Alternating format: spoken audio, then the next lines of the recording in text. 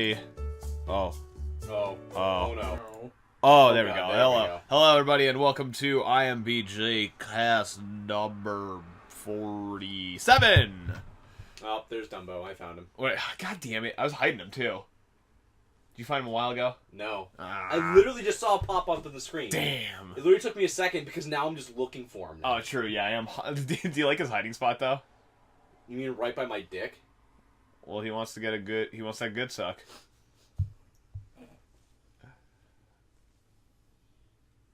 I'm not saying anything else. Like, you can stare at me, but that's it. Hello, one viewer. Us. Welcome to IMBGcast number... Welcome us. Welcome us to IMBGcast number 47. We got a lot to cover tonight. Good. I found like fucking nothing that I really cared about, so. I found very few things that I only cared like halfway about. There's So a what lot. we're saying there's gonna be a lot of Sonic news and Gex news. Oh, I really hope there's a lot of Sonic Actually, news. there's one thing that I care about, and I'll bring it up if you didn't get it. I really hope there's a lot of Sonic news. Like, It's I want there The to live be... action Sonic movie. His brother will make an appearance named Sonic. Oh, I can't. I cannot And wait. instantly get put down by Gold Yellow. Oh, that'd be amazing. Avenge me, brother. Sonic, no. Like, you literally hear, like, hey guys, I'm Sonic, and you just hear the shotgun. Like, not even a second later. That would be my dream movie. I'm not gonna lie. That's one of those that, like, I can only hope that it happens. You know what I mean? I have a shirt with Sonic on it somewhere, and I don't know where it's at. No, I don't. I have a You shirt with Warp goddamn Sonic, meme lord. actually. I'm not a meme lord. I'm just a meme lord. Anyway, welcome to IMBGcast number 47. I need some G Fuel because I am not feeling particularly energized. Me either. Had a morning meeting this morning at H.H. Gregg. It just was not fantastic. Turns out they're shutting down a lot of our stores. Good. Makes sense. Yeah, I didn't know about that. I had... Apparently our like, store's been shut down for like a year. Yeah. I just been People going. keep showing up. Yeah, I just kept going. It's really weird. Like, I guess we haven't been getting paid? I have. I mean, I owe a lot of people a lot of money on credit. Have you even checked your bank account? No. You have a bank? Ooh, this is fun. I've had, like, the worst headache all day. Oh, Luckily enough, like, right before this started, my headache's like, time to go away now. by the way, happy 3,900 unique viewers. Why aren't we subbed more? I don't know. Why do you hate us? We fucking suck, that's why. Um, It's so many people clicking on us going, oh, this looks cool. They have a nice logo, nice graphics. They don't look like shitlords. Then they click on us. hold on. You heard that, right? Oh, we got a nice logo, nice graphics. He has not once complimented anything that I've ever done. There it was. I've been waiting for that. Thanks, Dad. I'm Well, now they convinced say that- the new one is shitty. They look for the old one. And we're leaving. They want that old game card. I still maintain that Salsky hasn't been satisfied with anything since 96. Why 96? Just, it's that long ago. I think it's 98, Pokemon. No, I'm sure he had issues. I'm sure there were problems with Pokemon. This fucking RG is bullshit. That's young Salsky. Honestly, like, my true cynicism actually really started, like end of the PS3 life cycle is when it really started to hit me. Why? I don't know why, but, like, end of the PS3... He was still waiting for those DLC updates for Skyrim, and he's like, they never came. What? They Like- never came. Like, what the fuck? I should say, like, the start of the PS3, Xbox 360 life cycle is when it started. Because that's when I started playing a lot of games that, like, were clearly just put out just to get them out there. And it's like, before I would buy a lot of games and be like, this is fine. And that's when I really started to play games where it's like I wasn't a kid who just blindly cared about, look at the flashy colors. It was like I started to actually look at stuff and go, man, this is real shitty. There's a lot of stuff that's really shitty. Huh. Oh man, my life's kind of real shitty. Yeah, I mean, that's just kind of... I feel like our whole kind of generation is Fucking just... real talk right here. Is just... We're oversaturated with, like, each other's opinions, so it's one of those things that, like... We realize how shitty our lives are when we look in. There's like, I just bought a Lambo, guys, and I'm like, why the fuck do I follow you? Like, you're just Right. making me sad. I'm not gonna get a Lambo if I'm fucking depressed. I'm just gonna, like, buy a balloon. Did you ever hear the argument that that's why our generation's obsessed with nostalgia? Is because, like, all through the 90s when we were like the first half of our lives we were growing up, like the world was an okay, not shitty place to be, and things looked up and things are going to be okay. And then like the economy and like society took a shit like midway through the 2000s, and now our lives are not panning out the way we were sold they were going to be. And now we're just like obsessed with nostalgia because it reminds us of when the world was okay. Do you know that we live in a society? So there was a specific point where, like, I remember this, where, like, I guess the economy started going downhill, and as, like, a kid, I'm like, everything's great. Then all the adults around me have been like, man, really sucks to be alive right now. Everything sucks. And I'm like, oh, man, I guess it does. Right. Because that's what all the adults were talking about. And now everyone tells me to buy a gun. Right. So I have 6. Oh, man, I can't go to your house. It's why we love nostalgia, because the world was okay once. But I'm 100% one of those people that I look back at old things and go, man, that was really shitty back then. Like, a lot of stuff about the 90s was real shitty. There was so much about the 90s that was great. There's a lot of things I have rose-colored glasses about, but there's a lot of things that were just real shitty. Lots of things I've got rose-colored glasses about. 90s ain't one of them. Nope. I think at the time... In general, nope. Specific things. Not just the 90s in general. I think at the time it was fine, but our expectations have grown so much because we've grown so much as people with, like, our tech and our advancements and everything, literally, that now we're just kind of cynical of it as well. Like, rose-colored shades, yes, obviously. We'll always have rose-colored shades for, like, the best era ever, but, you know. But, even there's certain things, like, the one thing that stands out the most to me is the Rugrats cartoon. Oh, I hate that now. People talk about, like, oh, man, I love Rugrats. Did not age well. Try to go back and watch it. Can't do it. It is so bad. Like, it was awful. There's Rocko's Modern Life, which you could go back and watch now. Because, like, I didn't realize that as a kid. Right. But a lot of, like, it's not really good. It's just there's a lot of references that you didn't get. So you can still go back and watch it now and be like, I didn't realize that. I didn't realize that. But then there's things like Rugrats was specifically for 3-year-olds. And, like, old SpongeBob. Yeah. Still practical. Old SpongeBob is terrible. See, I love old SpongeBob. Really? Yeah. I think seasons 1 through 3 are the best. I never really got into SpongeBob, period, so I don't... See, I like seasons 1 through 3 because they were more... He's just kind of a normal guy type of style with these crazy situations. Like, it's obviously a frivolous cartoon show, but it was like, he just needs to go to work, and there's a rush at work. New SpongeBobs? It ended a little while ago. Geez. Yeah, it wasn't like... They still kept making it. I didn't know they kept they kept on making it. It just, like... Suddenly it was like last episode is being made and you're like, that's fucking weird. Didn't realize this was still happening. Yeah, I didn't realize that was even still a thing. But yeah, like, well, back to what you were saying about technological advancement, I think a lot of people's cynicism comes from that technological advancement, hoping that someday shit's gonna get better, and with every technological solution that we gave to a problem, we don't still feel any better about anything. And so cynicism grows. So I blame it on the fact that My Chemical Romance was ever a band. I mean, The Black Parade was a great album. No, it's just everyone's emo now. No. Every fucking person knows the Black Parade opening part. Everybody's hipster now. Whether they want to admit it or not. So they're trying so hard. Fuck boys now. They're trying so hard. New generation is fuck boys now. But that's my problem. They're trying so hard to be hipsters now. At least all white people are hipsters now. I'm not gonna argue that. At least everyone's trying to be a hipster now because they're just trying to get past that emo phase and they just don't know how. And they see one person doing something, so they all conform to it. Like, back when it was emo, it was like, everyone had long hair and skinny jeans and spiked belts. Which is weird, because looking back to high school, I don't fucking remember that many people having it. But now, apparently, everyone fucking had it. I don't know.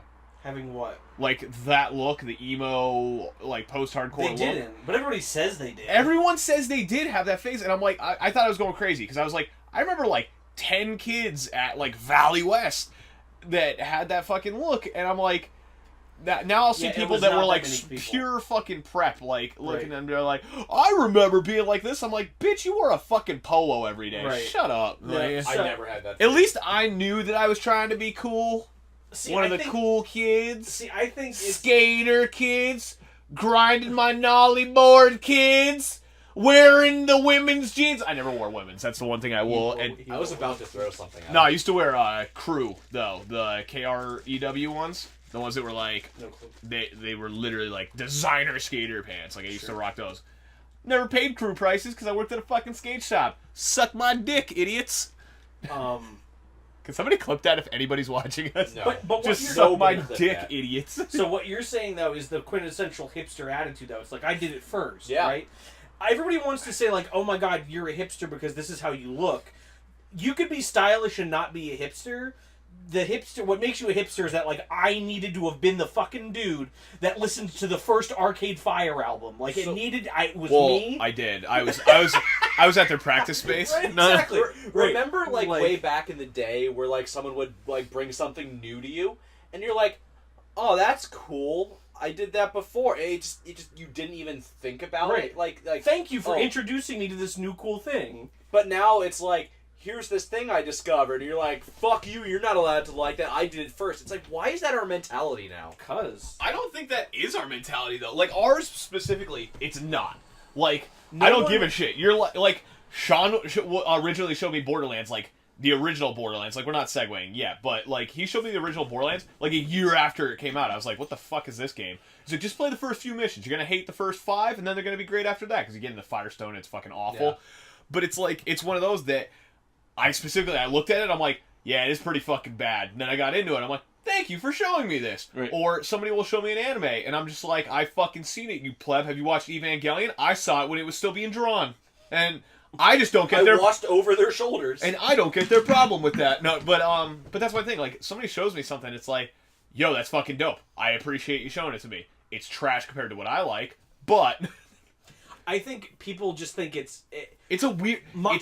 I need to justify my existence, and so I need to have been special for some fucking reason. I think it's the social media that's doing it. Oh, that's a huge part of it. And the reason I think of that, have you ever had DMT? No. Just go full Joe Rogan podcast. But what do you call it? I think it's the social media generation where everyone's thing had to be first, it had to be posted first, it had to be done first, it had to be everything first, and it had to be better, faster, and harder than anything that you've ever fucking tried. True. It's the SLC punk thing. It's all for the fucking fashion, man. Mm-hmm. I mean, there was that whole time on, like, Doing the YouTube German 3. where everyone would fucking post first on a video as the first comment. Then everyone after that would be pissed off that they didn't get first. Or Yeah. I mean, or even like back in the How 4chan stupid is days. that? Back in the 4chan days, it was in before. It's Yeah. like I'm throwing this thing Well, out there before other people say this thing. Yeah, in before I understand because it was like in before this just turns into like a Nazi thread, which everyone did to be fair. Back in the day on 4chan, it was just like, here's boobs. Oh my god, you fucking racist, fascist Nazi. I love Nazis. You piece of shit too. Shut up. And like you'd have like one guy fighting like 8 Nazis. Unreal. But I think it's even the whole like why do people think it's so amazing to post pictures of their food? I think we've passed that phase a little bit. No. I don't. It's It's more pets. Like look at my pit bull. See, I think that's at least That's- slightly that's- more that's redeemable also- because I can appreciate a cute dog. but Like, a lot of people can I don't give appreciate a fuck what your food. salad looks like. It's the whole thing of it goes back to social media where like you see like these super Perfect life. I hate to use this word but influencers where they go Hey, like what's up? I hate that fucking word. What's going on, guys? where they go like Don't talk about me like this. they go like look at this thing Don't do this. Don't do this to me. look at this thing that I'm doing look at how perfect my life is Oh, man. look at how great my life is Oof. and then someone's like I want to be like them so they start doing the same thing. That's right, they do. Fucking Billy. Does Billy do me? Wait. Somebody clip that! Somebody fucking clip that! We looked on Billy's Facebook and his hair looks exactly like Mike's now. He's like blonded out and like he got extensions to get that little bit of length to it. Like, here's the conversation I have with Billy. I like that Every time Billy buys a food, and I don't just mean like Does he ask what Sean a would buy? special food or anything like that. It could just be like Kraft mac and cheese. He'll make it then be like, picture. And I'm like, why? He's like, well, I'm not doing it on Facebook or anything like that. It's like taking pictures of all the food. I'm like, why? What? When I get hungry at work, I like to just look at pictures of mac and cheese. Like, I don't understand it. Like, like Oh. so he'll take pictures of food that he makes and then put it on Facebook. He's like, I made a thing, and it's like understandable. But then he'll get something at a restaurant and be like, click, and then just not do anything. Do you just like save it for posterity and just go back and you're like, I I ate that. I gotta see what a lot. I ate that. What are my most Definitely photos ate of? that. I have one photo of It's my food. car. It's all my car. I have one photo of food in my whole phone, and it was simply because on my honeymoon I got a massive prime rib that was like 30 pounds. Yeah. And it's like, just because it's so fucking monstrous. Like it's a cool picture. It's Right. Like, I took it's a like, picture. wow, what the hell? It's not like, look at this half drink Coke Zero that I'm like halfway through drinking. I don't know It's why, like, but I have the weird guy. Like, I'm going through my photos, and I That's just have the amazing. weird guy from Perfect Blue on my I phone. think you should retire the Goomba and put that up as your Facebook Yeah. photo. No, because some girl keeps yelling at me on the Fiesta ST forums because so you my have to profile find picture is a something Goomba. even weirder. Why is she to mad replace that it you're with. a Goomba? Well, she's just like, what the fuck is your picture? Stop. Every time I post, it doesn't matter. It could be a totally different thread she's not even on. She's just like, what the fuck? It's amazing. But like the only She was the one who said that she liked noodles. And I was like, of course you fucking do. She was Asian. Yeah. Racist. But like the only pictures of food I have on my phone are like my dad will usually buy me steaks for like birthday or something like that. And I mean, when I say steaks, I'm not like, oh, he bought like $40 or $50 like Omaha steaks. They're like, no, these are like $120 steaks. Right. So when I cook one, I'm like, here's a picture of how I cooked it and like what I did, everything like that. Like I'll do different ways. So then I'll send him a picture of it because he also really enjoys food like that. So it's like, here you go. You made me this thing. I am showing you like how much I enjoy it. But I don't just go and be like, yep, I got a food. I got Click. food. Technical question. Does G Fuel count as food?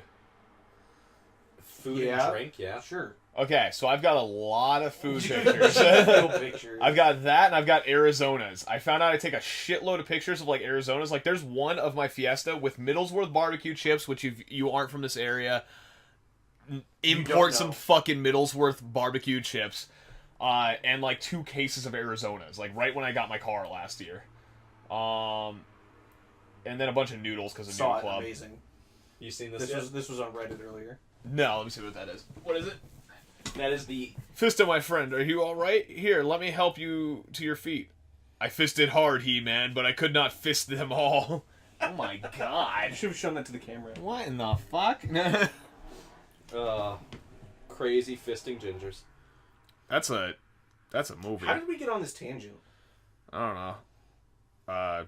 We're all depressed and of Yeah, age Sure. to be depressed. Of age. We're getting to that age where it's like it's about time. It's like we're all shitty. We're all just giant pieces of shit. Speaking of, I did find a food pic.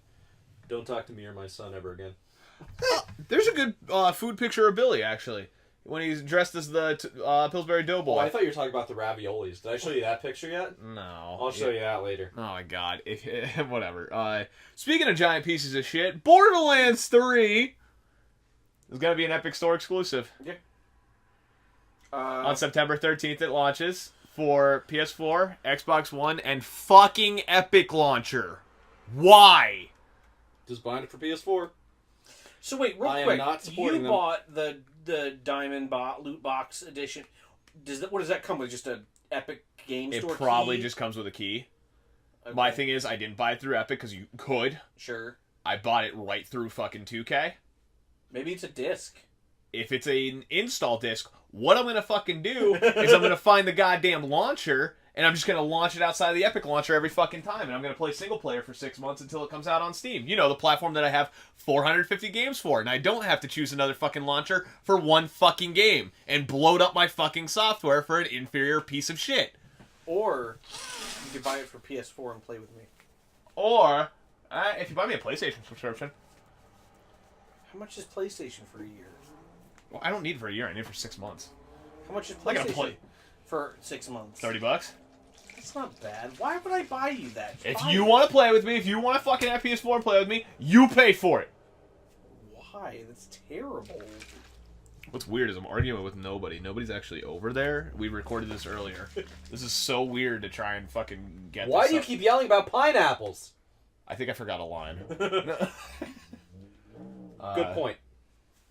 Yeah. Okay, so we're back on track, I think. Now, That's a weird statement to make. fuck, I still screwed up. We could go on like this for like an hour, and people will be like, "Oh shit, are they actually recorded separately?" Yes.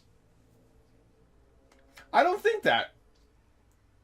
That doesn't make sense. I don't know who that is. Oh, it's that one time. I gotcha. I remember that. People are gonna tune in for like a split second to watch this and go, "Fucking what?" I'm gonna have like a aneurysm trying to figure out the whole game plan here. So anyway, I'm just gonna buy it for PS4. Just say fuck it. Not even come close to supporting the Epic launcher. Like, not even close. I gotta add on to it. Sure, you do, but that doesn't mean you can't play it on PS4. Nah, but I gotta get it for PC. I just got this big fucking monitor. Like, believe me, I also want to play it on PC. You can hook your PS4 to your monitor. You can. But not have that. Oh, Oh, you can. ultra wide? Yeah. Shut the fuck up. Is that a real thing? Yeah. PS4 supports ultra wide? Yeah, you can do different resolutions. Huh. Well, I already bought it, so it's not like I can check and read. Just buy it again. I would buy a second. He's gonna buy a second copy anyway when it comes out on Steam. True. Like, the thing is, but like, for someone who talks as much shit on the Epic Store, then it comes on the Epic Store, you're just like, not buying on Epic, not gonna do it on Epic, fucking gonna get it on PS4. Here's my my it comes out and he goes, I bought the collector's edition on Epic. I'm just like, fuck it. I did buy it on is. Epic. No, he bought it on 2K. He's assuming he's getting the Epic key, Yeah. but he might maybe get to disc. We don't know. So the copy that I'm getting, most likely is going to have some big old sails and a crossbone on the front for a while. A pirated copy. It's not a pirated copy. It's a stolen copy. First off. Ninja thefted. I was laughing pretty hard. Did I send you that picture? Yes. Where the kid... So they put the Epic Game Store logo and they're like, what do you think about the new trailer? And blah, blah, blah. And the one kid's like, I would have liked it more if you showed my version. And he just posted a big fucking Pirate Bay logo right on the front. There's a shitload of people. This might be one of the most pirated games in history. They better get their like anti-piracy shit through the roof because you have 3 cracker teams that have 3 cracker teams. Cracker teams. 3 white as fuck teams. You got 3 cracking teams. They are probably Russian. True. To be fair. You got 3 cracking teams that are already saying like, yeah, we plan on getting this like day fucking 1. Sure. So this might end up becoming one of the most pirated games ever for the first 6 months. What would be crazy and what would actually send a message to the developer is if that did happen, and then on Steam, you know, the storefront that has 10 million fucking users on Borderlands 2, if they just purchased them all en masse on the first day and it was like, Epic, Steam, holy fuck, what happened? So, I mean, that might happen. I hope it happens. See, for that to happen, there would have to be like 0 pre-orders. That's the problem. There's people like me. Yeah. There's so many people who already pre-ordered that, like, even if they do it, it's like, well, we already got that much money from pre-orders. They might just recognize... I know you bought it through the 2K store. That doesn't mean that Epic's not going to get a cut of it. No, they'll still get a cut because they paid for it. Yeah. They paid for that cut. I doubt that. They paid for the exclusivity for 6 months. Right, but that doesn't mean that... So, yeah, 2K paid them, or Take-Two paid them. No, whatever. Epic paid 2K. So then why would Epic get... Because they still get revenue share from items that are sold. If I bought a PC copy, they get a revenue share of that. Yeah, there's no way they would Assuming it's There's an no way Epic they'd have a key contract. in what you got. They're not making money It's for gotta every be an unit Epic sold key. for PS4. No, they're only Right. making it for the PC. That's so what I mean, I bought a though. PC copy. So it's going to be Epic Store logo and blah, But blah, if blah. by happenstance it doesn't end up being an Epic key, That's going to be kind of interesting. that's what I mean. It's not going to be. No, but I'll have a physical copy that says Epic Store. If this turns out to be one of the biggest fiascos in a long time, I'll have a really weird collector's edition. I'm not too mad about the collector's edition right now. Also, it comes with a ton of shit. Oh, God. Hold on, we brought it up. Oh, fuck. Spoopy-doopy-doop-doop. It comes with the Diamond Loot Chest replica, featuring a functional retractable lid. This chest is perfect for storing your real-world loot. Comes with Borderlands 3 character figurines times 10. Make room on your shelf for the whole crew, including the 4 new Vault Hunters, the fanatical Calypso twins, and some of your favorite characters from the Borderlands universe. Sanctuary 3 stat model, construct your very own Sanctuary 3 model and ship it and display it proudly on its included stand. Vault key keychains? ×4, because you never know when you might stumble across an unopened vault. Cloth Galaxy Map. Discover new worlds beyond Pandora with Typhon D. Leon's Map of the Borderlands. Character art lithographs ×5. Unique character prints starring the new Vault Hunters and the Calypso twins. Borderlands 3 Steelbook case with a downloadable code inside. If they don't give me a physical disc, I'm going to be pretty fucking mad about that last one. Why is there no fucking art book in this? I just realized. Motherfucker. They're giving me fucking lithographs. Those pieces of shit. And also a digital code. It said Steelbook case, right? Yeah. Right, so... They might just give you a round thing that has a digital code. I've had it happen. So what is it a Steelbook case for? It's just, well... just to put on your shelf. Literally.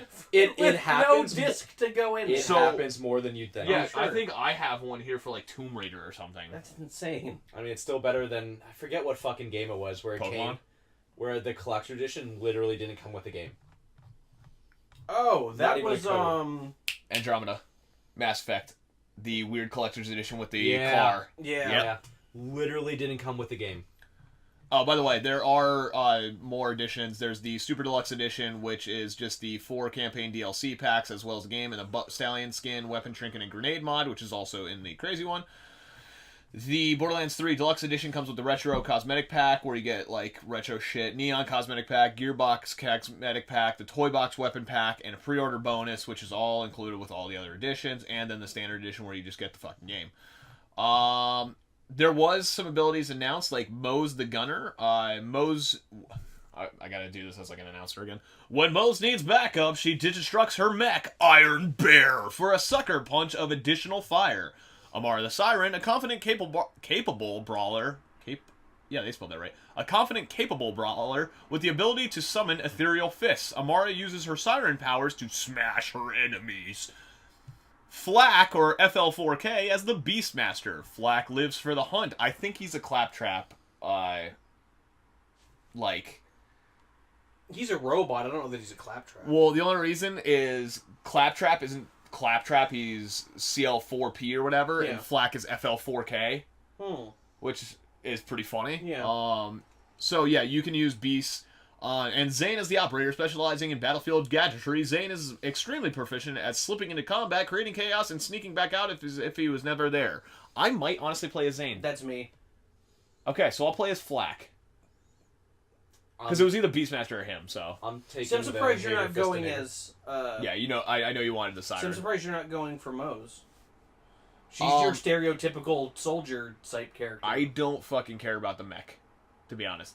I would rather get the weird creatures of Pandora to, like, rip into them. Sure. It doesn't matter, we're not playing That's weird hearing him say, I don't care about the mech. Yeah, that is a weird statement, considering I have a lot of fucking mech shit in here. Mechs are fucking cool. Did you play as Gage in the last Impractical, but cool. Did you run Gage? I didn't like Gage as much. Yeah. I liked Axton. I love sentries. I think sentries are the funnest things, because it's like, throw one over there, and run left, and just fucking crossfire. Well, sort of crossfire. Crossfire! Anyway. I mean, play as whoever, we're not playing together. Don't tell me how to live my life. Anyway. Alright, thank God that's over with. Yeah, right. After the announcements of Borderlands 3's epic exclusivity, Steam reviews of Borderlands 2 and Borderlands Remaster and the Handsome Collection, all those got bombed hard with negative reviews about how they pretty much aren't happy that it's not coming to the Steam store. And it's not that they're taking it out on Steam, they're completely gearing it towards Gearbox. They're using it as their platform. They're using it as their platform because what does Epic Launcher doesn't have comments. Does not have comments, does not have ratings. People who are going on Twitter are just getting backlash from Randy Pitchford, who immediately played the victim and then went over to the fact that it's like, oh, it just kind of shows why Steam is an inferior platform because they're letting people get away with this. And it's like, no, people's voices should be heard. You're a company, you're selling to a people, and if you are not, like, listening to them on their regular platform, which would be Twitter, Facebook, even Instagram at this point, like, the only way they're being heard is if they do shit like this. This is a mass protest of the game. They're going in, they're review bombing it, telling them to fuck themselves. April 2020 is release date for PC, yada yada yada. And that's the only reason you're responding at this point. It's the only way. And what's crazy is, like, he's commenting on stuff like that, saying, oh, this is why Steam's an inferior platform. Those comments don't show up immediately because Steam's system filters through off-topic comments. So if people find Borderlands 3, they find it's an anomalous, I believe that's what they called it, an anomalous review, they'll fucking take it away and put it into, like, a bin that's, like, down the bottom. And you can choose if you want to see those or if you want to see just the anomalous reviews. So it's one of those things that, like, Randy Pitchford was originally playing the victim, being like, I don't make choices on publishing, I don't do this, to, well, I like the Epic launcher, I have games on all of these things, to, hey, if you're not a fan of this, wait 6 months, wink, like, we don't have say in this, to, oh, maybe this is why the Epic launcher is so much better, because of this, and blah, blah, blah. It's like, no, your fucking fans are crying out in the only way they can because they realize that there's nothing on the platform that you're doing. You ready for the part that's really shitty? Go for it. They can't do anything about it now. No, they can't do anything now. So it's like all this outcry. It's like, sure, they're gonna see it and they might make note of it. So that's the biggest thing, though. It's like, since it can't change at this point, everything they're doing just helps for the future. So it's not all in vain because it's going to show even big publishers, like besides 2K, that it's like, maybe we can't fuck around on this platform as much because it's a very vocal, open platform. It's not like on PS4 where you can just, like, go on, it's like, alright, I'll go on Reddit or something like this. Like, you can physically go on a PC platform that's not that game's and fuck shit up in another way. You can still go on PlayStation Network and leave comments and shit. Yeah, but it's very highly moderated from what I understand. For the exception of Fortnite, has there been, like, a AAA title game to go on the Epic Store that people didn't... Metro Exodus. No, people lost their shit. Oh, that people haven't freaked out yet. That people haven't, just there hasn't been a shit storm because it's ended up on their exclusive. No, because their business practices are not amazing with what they're doing. They're taking games that are originally releasing for Steam. Not Borderlands 3, let's clear that up. That was never verified. So things like Metro Exodus, that's originally supposed to be for Steam, and people had pre-orders for this, and they're paying for exclusivity. So Steam people are getting fucked. You know, the consumer is getting fucked. Even though it's supposed to be a pro-consumer store, pro-everything. But even, what's his name? Tim Sweeney? I don't remember. It's like Tim Sweeney or whatever, the Epic Store PR guy. Literally, piece of shit. Literally says, oh, we're for the customer. We're giving you more options. We're giving you this. And then he'll be like, oh, well, we're more for the devs because you already got it good. My problem is, it's never for the consumer. The consumer never paid less. You're getting more of a store cut. You're not giving us a 5% discount if you were buying it on your store. I think that's, like, honestly, if you're going to offset your cost, 5% to, like, I think it's a 20% difference in cost. I think that would be, if you're for the consumer, amazing to do, and that would prove you're for. They don't give a fuck about the consumer. They don't give a shit about devs. We went over that last week with the dev that got denied. Got denied to go on the Epic Store, even though his Steam reviews were overwhelmingly positive on this game that he self-funded. Like, insanely, like, decent feedback, and they're like, no, it's just not for our platform. They don't fucking care about the devs. They don't care about that. They care about AAA exclusivity, and they want to create fucking a platform that just makes more money, because they realize that Fortnite is a dying fucking entity. It is dying quickly with the release of newer battle royales like Firestorm and Apex, even though Firestorm's not amazing. I was gonna say, don't talk about... Firestorm's already dead. So the one thing is, a lot of high-profile streamers are still liking it, though. Because they're getting paid. No, they're past the pay period. We've verified on a couple ones, because they've admitted when they're paid.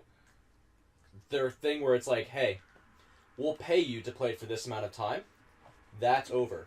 There's still a thing called bounties. I don't know if you know about these. No. Where it's a list of games that's put up, where it's like, hey, you're a big name streamer, play one of these for this amount of time, and we'll give you money for playing that game. So I didn't know about that. So they literally go down and go, all right, so I'm a shooter guy. All right, so Blackout, I'll play that for an hour, then I'll play this for an hour, then I'll play this for an hour, and I'll play this for an hour. So you hit those metrics. And you hit those metrics, and you go, all right, kind of tired of playing Firestorm now, I guess I'm going to switch to Blackout for a bit. And then you go, okay, so that's $100, that's $100, that's $100, that's $100. Done. So, okay. No, that's fair enough. I didn't know about that, thing. so that's fair. So we'll say, like, Apex at that point, because Apex is the real contender either way. And even them, they're losing tons of. They're losing. They fucked up on their last patch. They can't retain a player base right now, which is really shitty. Yeah. For something that was so good and so high, they're starting to drop players. So, the thing is though, like, Apex kind of proved that it was volatile twice already. Once with their initial release, and then second with their like past release. Mm-hmm. And it's as soon as they do these things, Epic takes huge fucking cuts of rev, like humongous, like not just like Fortnite wide.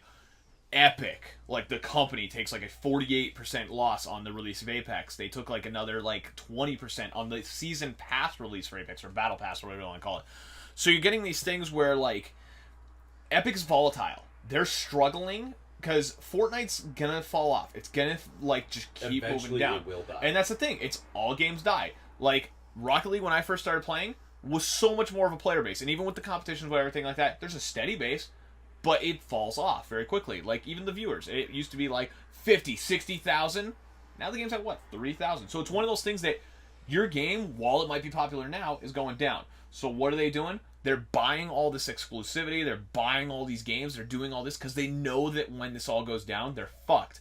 And the problem is, they're fucking over potential customers who would go and buy from them because of their shady bullshit that they've been pulling and the way they've been bad-mouthing a literal platform that has been around for fucking what, since 03 or something like that, or 04, whenever Half-Life 2 released.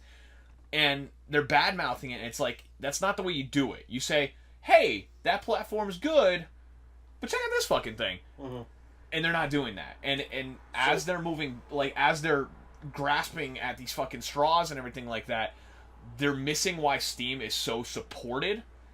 And they're eventually, if Fortnite collapses, I'm going to call it, they're going to start collapsing even further. And you're not going to have a fucking Epic Store. So if they really want to be like for the consumer, the way to do it would honestly be to, you have your store, you go, sure, it's not going to be exclusive, you can buy it anywhere, but we're basically going to look at G2A, see what it's selling for on there, and be like, alright, we probably can't do it as low as G2A, because that's basically like the eBay of keys, but like, we'll give you a safe environment to buy it in, where it's not super shady like G2A, and just go, okay, we'll do it for like 10% above what G2A has at.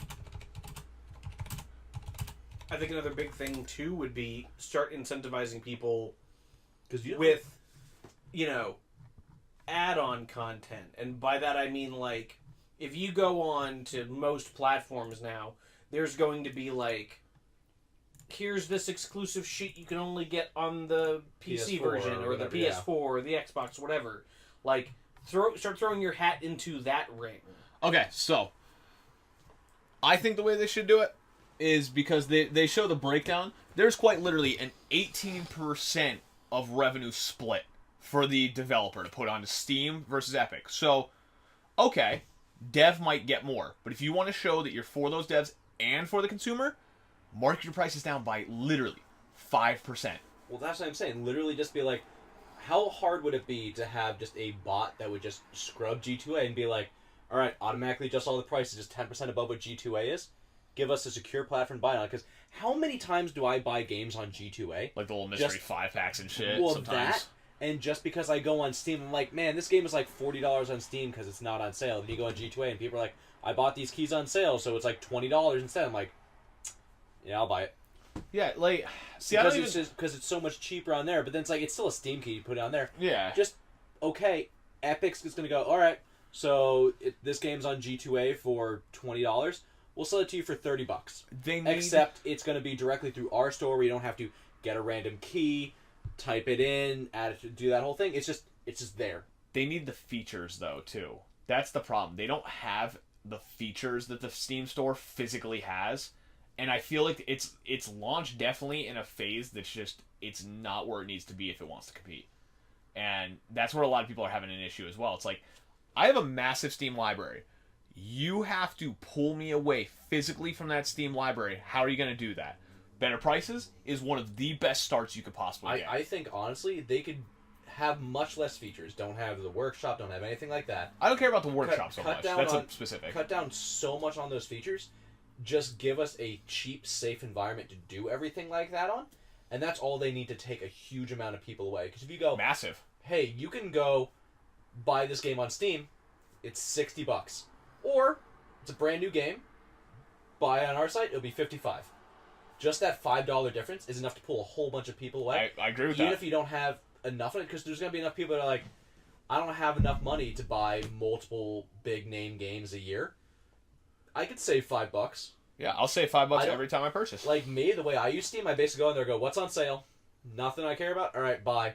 I don't use any features, and when I buy a game, it's like, the way I use Steam is I go, alright, playing a game, click the game, load, play, close it. I don't care about any of the other features about it.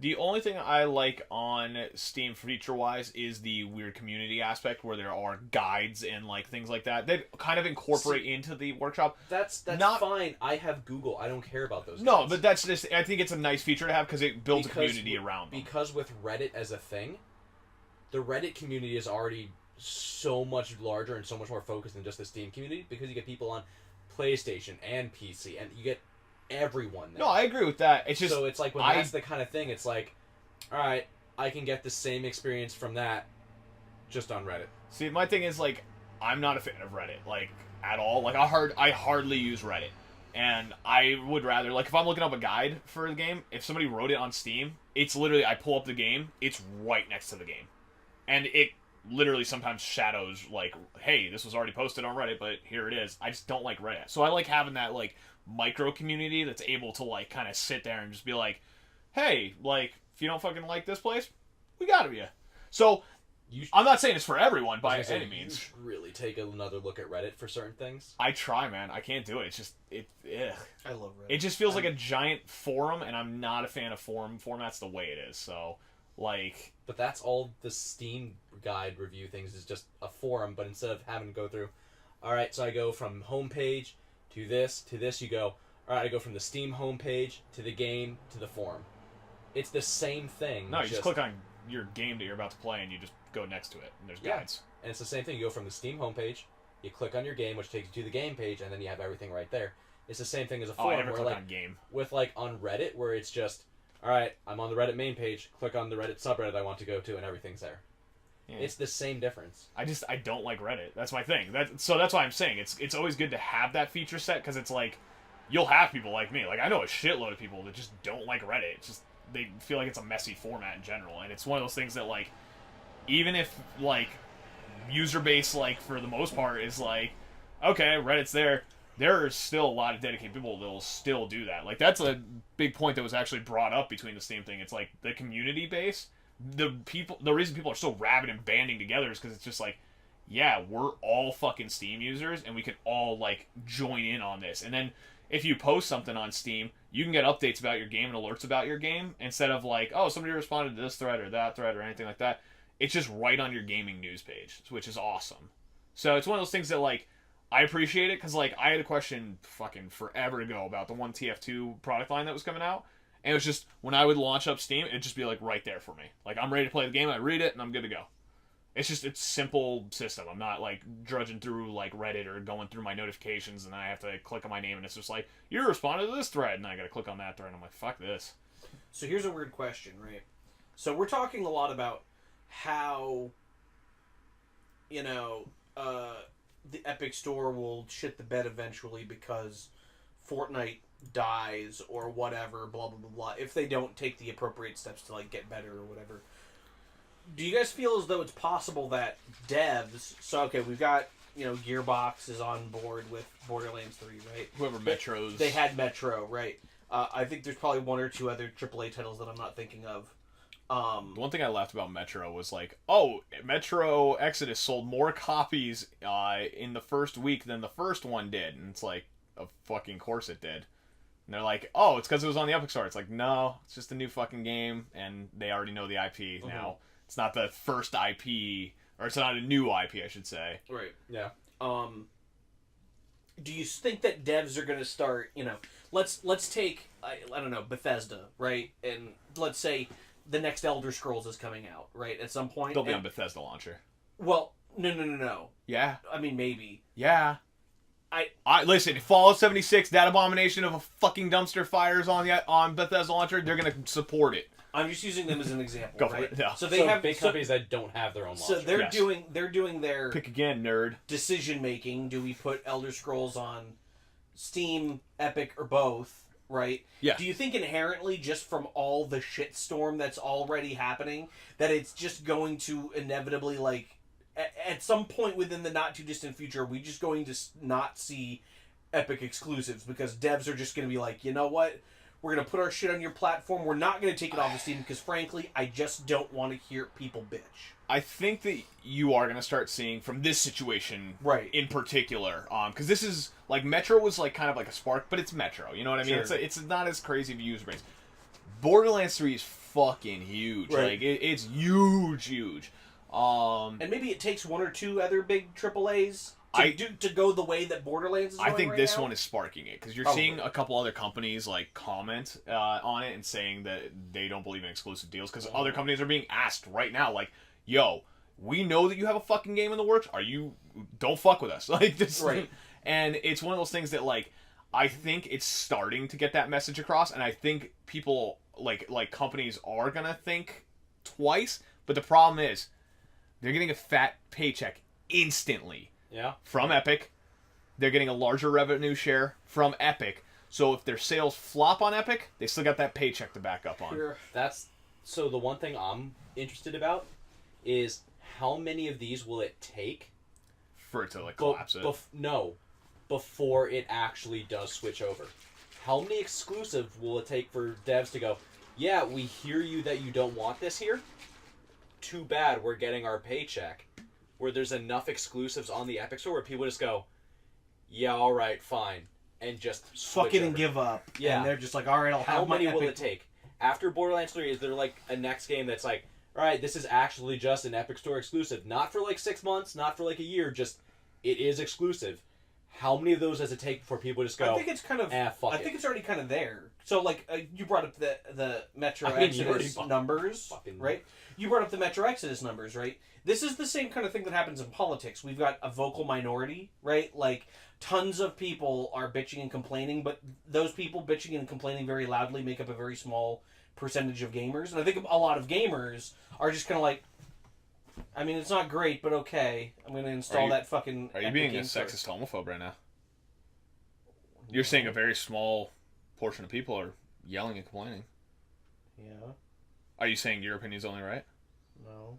Because I think it is. About the games, we'll clarify there. Sure. But anyway. But yeah, I think most people, the vast majority of people, are just like, all right, fine, I gotta have another fucking launcher, and don't actually give a fuck. I was gonna say it's. I would say it's pretty divided, to be honest. So, it's the same thing as like the squeaky wheel gets the oil. You hear it all the time with like even at work. How many people come in? They go and like this thing's having an issue.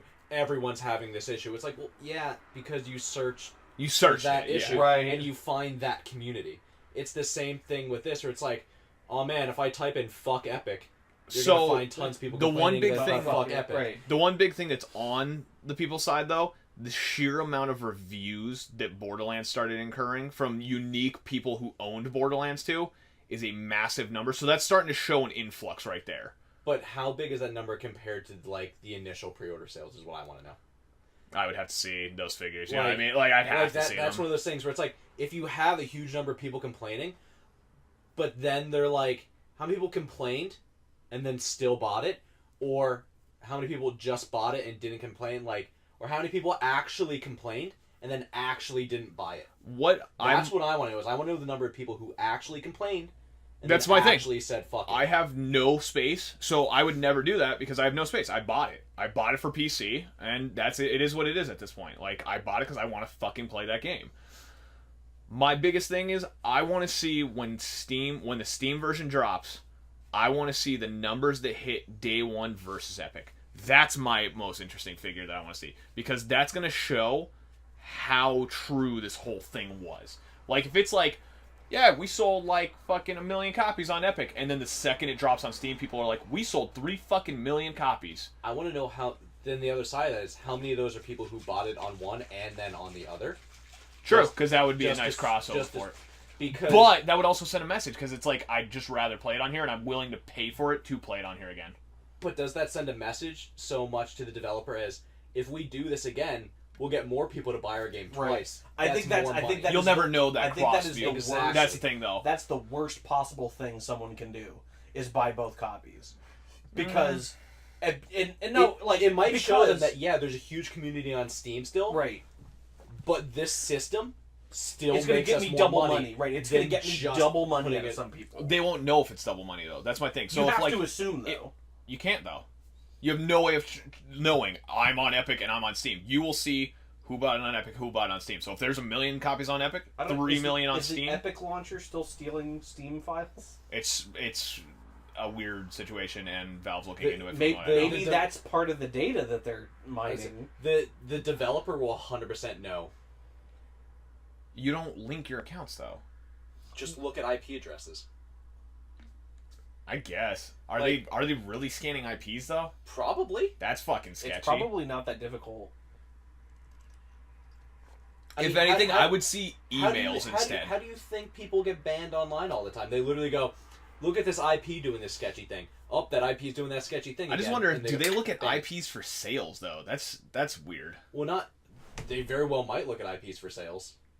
But I You think know what I mean? That's but I think weird. it's more if they look in and go, all right, he launched it from the Epic Store. There's his IP. Then when the game comes out on Steam, they go, all right, now he's launching it on the Steam Store. They can see that IP crossover. It would I don't surprise me. I don't feel like they'd investigate like that. I feel like they don't care about IP sales. I feel like they care about region. I totally think they do. I think they care about region, So but not direct if my IP, my address. If my IP Most- pings for let's just say Say when most games ban you, they IP ban you. They Right. don't game ban you. but I'm talking. I about, would get logging IPs, but my biggest thing is like I don't think for the sales they'll be investigating by IP. That'd be overtime work. For this, they might. If they're really that interested to see what the Sure. numbers are, they might. I'm way more How do they interested account- if they know that I play 5 Ubisoft games versus 1 Ubisoft. The biggest problem I will say for that is most gaming channels are sponsored by NordVPN, which utilizes very similar servers. So they will be pinging like my Nord. They're gonna ping how many fucking viewers from Nord. Sure. So there's like. It'd almost be a waste of time in a sense if they're getting that many people that. Well, I think it depends on how, I think- how I think difficult there's- is it to do that. I was gonna say, Like I to think there's- scan a list of your individual IPs and just cross-reference it across your multiple titles. That I don't honestly think that might. You be would too need the IP difficult. address from Steam. Huh? You need the IP address from the Steam No, server. I'm talking about from the dev side of things. So if you're Mr. Bethesda and you're scanning and you want to know, So Is- here's my problem though. They're gonna ping it with your Shift account. So Your how- Shift account, unless it's registering launcher. you're talking about Gearbox specifically. Yeah. No, I'm talking about like any developer. Well, the reason I'm using Gearbox because this will be the one example. It's like they'll have to ping it from your Shift account to verify that you're on it. My only problem with that is like, unless the launcher is injecting extra code into the game to say like, Epic, here's Shift. Steam, here's Shift. you think they don't? I would say for the launching they have verification for it, but I would say for the actual Shift login, nothing to do with it. I would 100% say that they do something with it. There's got to be packets sent that say where it's coming from. Because how else are they going to know how DLC is distributed and everything like that? It'll go from your launcher. Your launcher verifies that. Yeah, which ties into when Is you your log DRM, in. But that would is your be DRM totally tied different to your launchers. IP? That's they would have to. That I would don't know be if DRM is or not. see. That would be Epic versus Steam at that point because that would be the launcher verification on their side. That wouldn't be Gearbox getting that info. That'd be Epic and Steam individually for the Gearbox launchers. 100% is going to take that info. They wouldn't be able to though. That's a Steam server side file. You're not going to be able to go to Steam and be like, we need all our users' IPs like. Fuck off if they use like Steam has told people to fuck off before. But if for it's an IP online login. game, those IPs are going to ping their from the servers. Shift. Because Shift is the way that they get the login to their account. So your verification either happens server side at account like corporate accounts, which they're not going to leak user IPs. It's like if the person decides to account to your game, then yeah.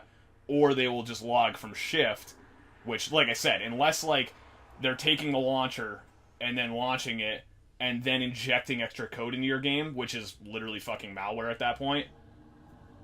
I feel like this is a unique issue to Gearbox. So let's not talk Gearbox. Let's talk another company, like whatever the next company is. You know what I So mean? That decides again, to do this. VPN thwarts the entire sales figure. Oh, How many totally. people No, actually 100%. have VPNs. Right. I think the majority of people don't Don't VPN. have VPN. The problem is the second you throw a VPN in and you start logging like 200 plus accounts to that out of like No, I mean, you're comparing it on Again, Borderlands side. How easy just to go, how many times are these IPs pinged?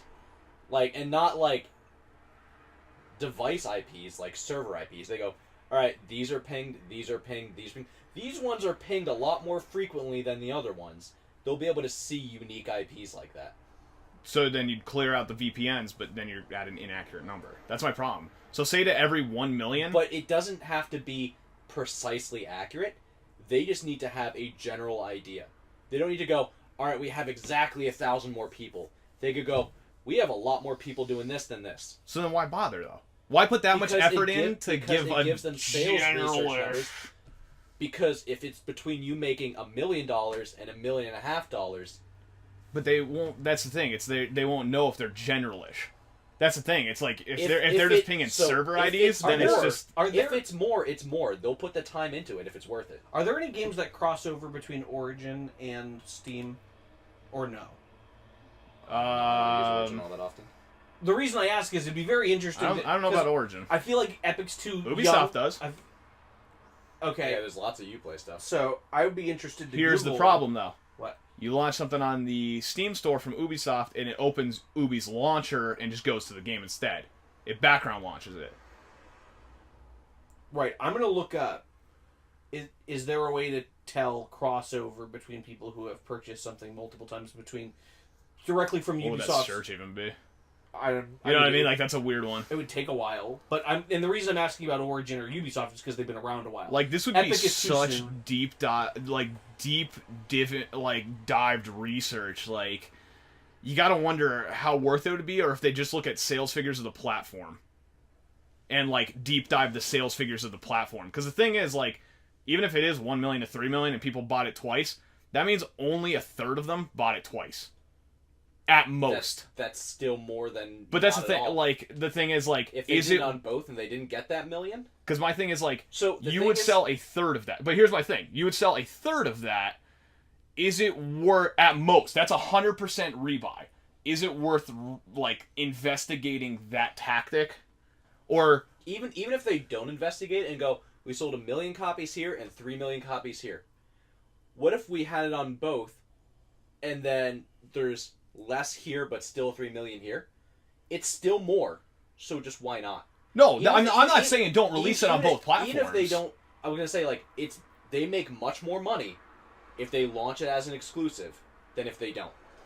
Specifically as a dev, they make more money. So for them and their shareholders, when they for Epic, yeah. when not even Epic, just Gearbox in general, if they launch it on both, they make more money with the exclusive. First they get the exclusive payout, then they get all the people who first get it on Epic. Then even if there are going to be some people who double buy it, sure, now they just made even more money on it. They just need to hope and If pray. it's more, who cares? Why not do it? Is what I'm trying to say. Like, They just it need doesn't to... matter if it's more. Why not do it? They That's just all need their to shareholders hope care and about. pray that the backlash is much more overplayed than it actually is. Because if they do get that more revenue cut, but the negative feedback and the sales on Steam just completely demolish, like, the bonus they got and everything like that, that's when you're going to see, like, a big shift in that. I mean, even if they sell... I want to say... If they sell 1 million copies on Steam, just arbitrary number, 1 million copies on Steam, and then the review scores of it are through the bottom, they just go, we sold a fucking 1 million copies. Yeah. I'm not finding. I'm just saying, like... data on that. I'm just saying, like, they just better hope that, like, the bonus and the exclusive payout that they're getting, like, the much higher revenue share, is worth it over the copies in that first 6 months versus, like, what they're going to make on Steam for the platform. Because that's really going to, like, So get the them only some way shit. that won't get them shit is if there's people who just go, it was on Epic, I'm never going to buy it. Well, no, I'm saying, like, because the problem is, like, in that first 6 months, that's a whole half a year. That's 2 quarters of their fiscal year. They're going to want that April 2020, if that's a banger, they're never going to pull that tactic again. It's still going to be a banger. Borderlands is too big for it. Literally the No, phrase, I too know big it's to going fail. to be, but the big thing is, like, on that platform, it could cause a shift if Steam just ends up being, like... Unless it also ends up a not shitload of being a things. good game. True. Yeah. Like, if it's not a great game and universally everybody's like, this game blows, like, nobody's going to buy it on Steam. Better fucking pray Oh, that yeah, the no. launcher doesn't fucking crash out that day. Sure. Because that'll just be the worst. I know, I'm talking PR specifically in the the world. game itself is garbage. I gotta wonder how much Epic threw at fucking Gearbox in general. They probably didn't have to. If you look at Gearbox's, like, history, they haven't done well since Borderlands 2. They've put out What? quite a few things. Take-Two, how much did they get? How much did they get? Oh, you said From Gearbox, Epic. not Take-Two. No, how much did Epic throw at Gearbox? Like, money? Yes. Right. I don't think it had to be a lot.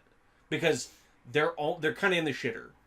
They haven't been doing well. They've put out 4 or 5 games since Borderlands They're 2 kind of shit, yeah. that were totally shit. Right.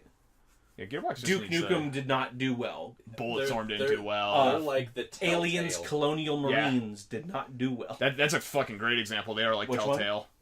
Telltale, where it's like Walking Dead, million monies. Mm-hmm. Walking Dead 2, little bit less than 1 million monies. Any other game, we lost so much money on these. Quick, put out another fucking Walking Dead. So, yeah, they need this to be a banger. They probably Right. don't need bad PR whatsoever. That's the whole point, is that this is That might be why Randy Pitchford's getting so defensive, because, like, maybe they're verging here. Battleborn. Oh, yeah, I forgot about Battleborn. Battleborn, that game you never So- played. I want to play that on the channel Aliens at some point. Colonial because Marines. that Did game they is- shut down the servers? Yes, we Yeah. can still do it local. Oh, really? Yeah, it is. That game is more fun than it has any right to be. Sure. I heard that it was was- awesome, but it was released shittily. Yes, It was released 2 weeks before Overwatch was. I've never seen a game. Really? Overwatch was so crazy overhyped.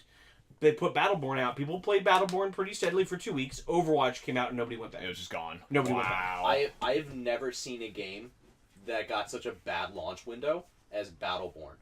The only thing that comes close is Titanfall 2. That comes close, but even then there was enough people who were like, yeah, Respawn, that they bought it, where Battleborn just died. Yeah, it really did, because it even looked Titanfall- fun. Because even Titanfall 2 had a whole, like... Titanfall. It was just kept going. Like, the servers weren't very populated, but they were there. Battleborn literally went from online to dead. To straight zero. And Overwatch... How long did it take to die? Do we know? Longer than you'd think, but less than you'd hope. Like, over a year, less than 2? Less than a year. Less than a year. Jesus. It wasn't quite like Radical Lawbreakers. Heights kind of bad or Lawbreakers bad. Like, 2 months, 3 but months? to be fair, those were free-to-play games that were not really sold. This had Was a release Lawbreakers date. free to play? I'm pretty sure it was. I thought it cost money. Maybe it was. Oh, yes, sir. But I do want to play it on the channel so far because it's actually fun.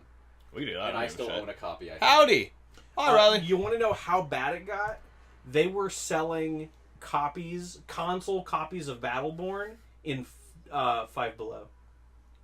Wow. They were also selling copies of Titanfall. Oh shit! and Five Below. I was in That's not Five good. Below the other day. Call of Duty Infinite Warfare at Five Below. Nice. That's rough. Right. That's how you know a game died. If it's in Five Below. Sub new, 2 viewers. new copies. What's going on, Kelsey? As well. So, last thing about Borderlands. There are loot changes coming to Borderlands.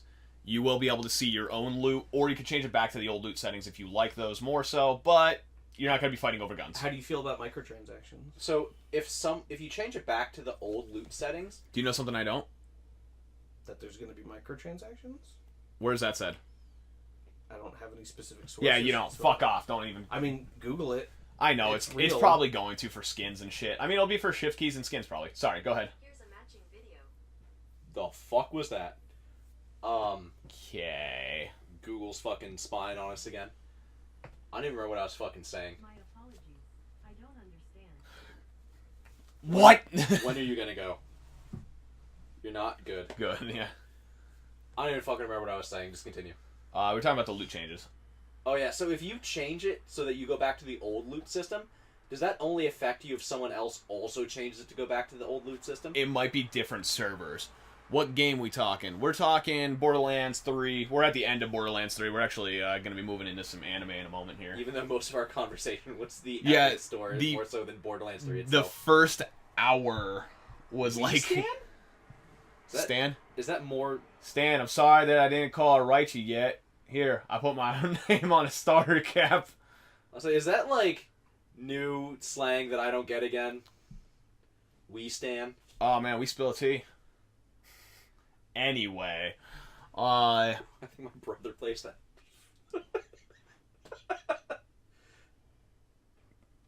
anyway, what was I just saying? Oh, going on to anime. We actually have 2 anime stories tonight. Maybe 3. Why do we have 2 anime stories? What the fuck Weird. happened in anime? Weird, right? So, Dragon Ball Z is getting a massive collector's edition for the 30th anniversary. All the original 4:3 aspect ratio, none of that 16:9 upscale bullshit. all full remastered, like full episode remastered. An 11-inch Goku statue, exclusive to the 30th anniversary. A hardcover book for some of the art and things like that, and a certificate of authenticity. It is available now for pre-order on the Funimation store. Guesses on price without going over. Hold on real quick. It's all of... Everything. Including Z. Super? Everything of Z. Oh, just Z? Okay. $900. No, 2. Sean gets the Price is Right rules. He's still fucking wrong, but $350 for a statue. All of the episodes, like all 600 and some episodes and everything like that. It's actually a pretty good deal. So, Stan's basically being a fan, just like the song. Stan is the biggest fan for people, and now we say we stan, meaning we love you or we're fans of you. Yeah, it's Eminem. So I have a different slang for that. I call it being a mark.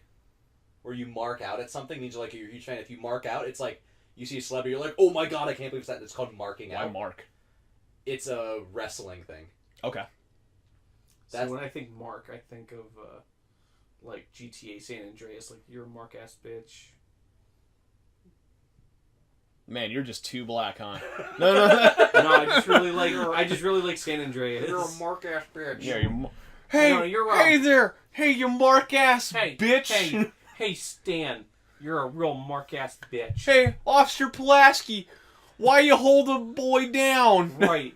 Hey, pass the mayo. I'll have 2 number 9s, number 9 large. Better make that a medium. I'm watching my carbs this week. So, one of my favorite clips is there's a guy where he's playing Rainbow Six Siege, and one of the guys on his team, he's like, yo, I'm playing this out of Wendy's. And he's like, you're not actually playing this out of Wendy's. He's like, no, I'm totally playing this out of Wendy's. And he's like, no, bullshit. If there would be like background noise and stuff like that if you were playing out of Wendy's. And he goes up, yeah, can I get a number 9 large, number 9 with extra sauce? And you hear the guy there go, wait, what? Hold on, go back. You want a number 9? And everyone just freaks the fuck out because he's actually playing Rainbow Six at a fucking Wendy's. And he's doing the big smoke fucking order. It's Oh so my god, good. it's so good. That's actually pretty funny. Fun fact, we disconnected, but we're gonna just keep going for a minute here. But yeah, Dragon Ball Z is getting the massive collector's edition. Why the fuck does this always happen when we have viewers? Because your internet sucks. No, there has to be something wrong with our fucking stream, because like everything else is fine for me right now. It never happens when I stream, I'm just saying. Yeah, I don't understand it. I feel like it's like something with my ping connection. True. It's true. Nobody's watching him. 10 out of 10, no one cares. Anyway. 10 out of 10 won't watch again. But the cool thing is, like, the cool aspect of it is that there is like a villain book for each part of us, or each saga. I like my Is original it bad to say that DVD like collection. it's like it's cool? I just don't care. I'm not gonna buy it. Like Same. I like Z as much as the next guy, but I don't. I have the full I classic will DVD literally collection. never go back and watch it. Like ever. Chat's still going. Yeah, I don't see. That's what I mean. It's like chat still goes, but this just doesn't. So whatever. It'll reconnect in a minute. Yeah, I don't like. I bought the Gundam Wing Collector's Edition. I have like the Parasite ones. Like I love Z, but for $350, that's a fucking hard sell. See, I would do that in a heartbeat for some things that I really liked. Okay. Z is not one of those If things. at the end of all things, like when Dragon Ball is done, if you give me Ball, Z, GT, Like, Super, literally the everything. movies, give me everything, I'll pay $350 for that. See, like it doesn't even have to take all that much for me to pay $300. It just has to be like something I really love. I gotcha. Like if if you give me like the entire Cowboy Bebop collection, just put it in a really nice case, I'll probably pay $300 for it. Honestly, I mean, I have it on DVD, all in a nice box, like and it cost me $20. like a real nice box. pause for a second.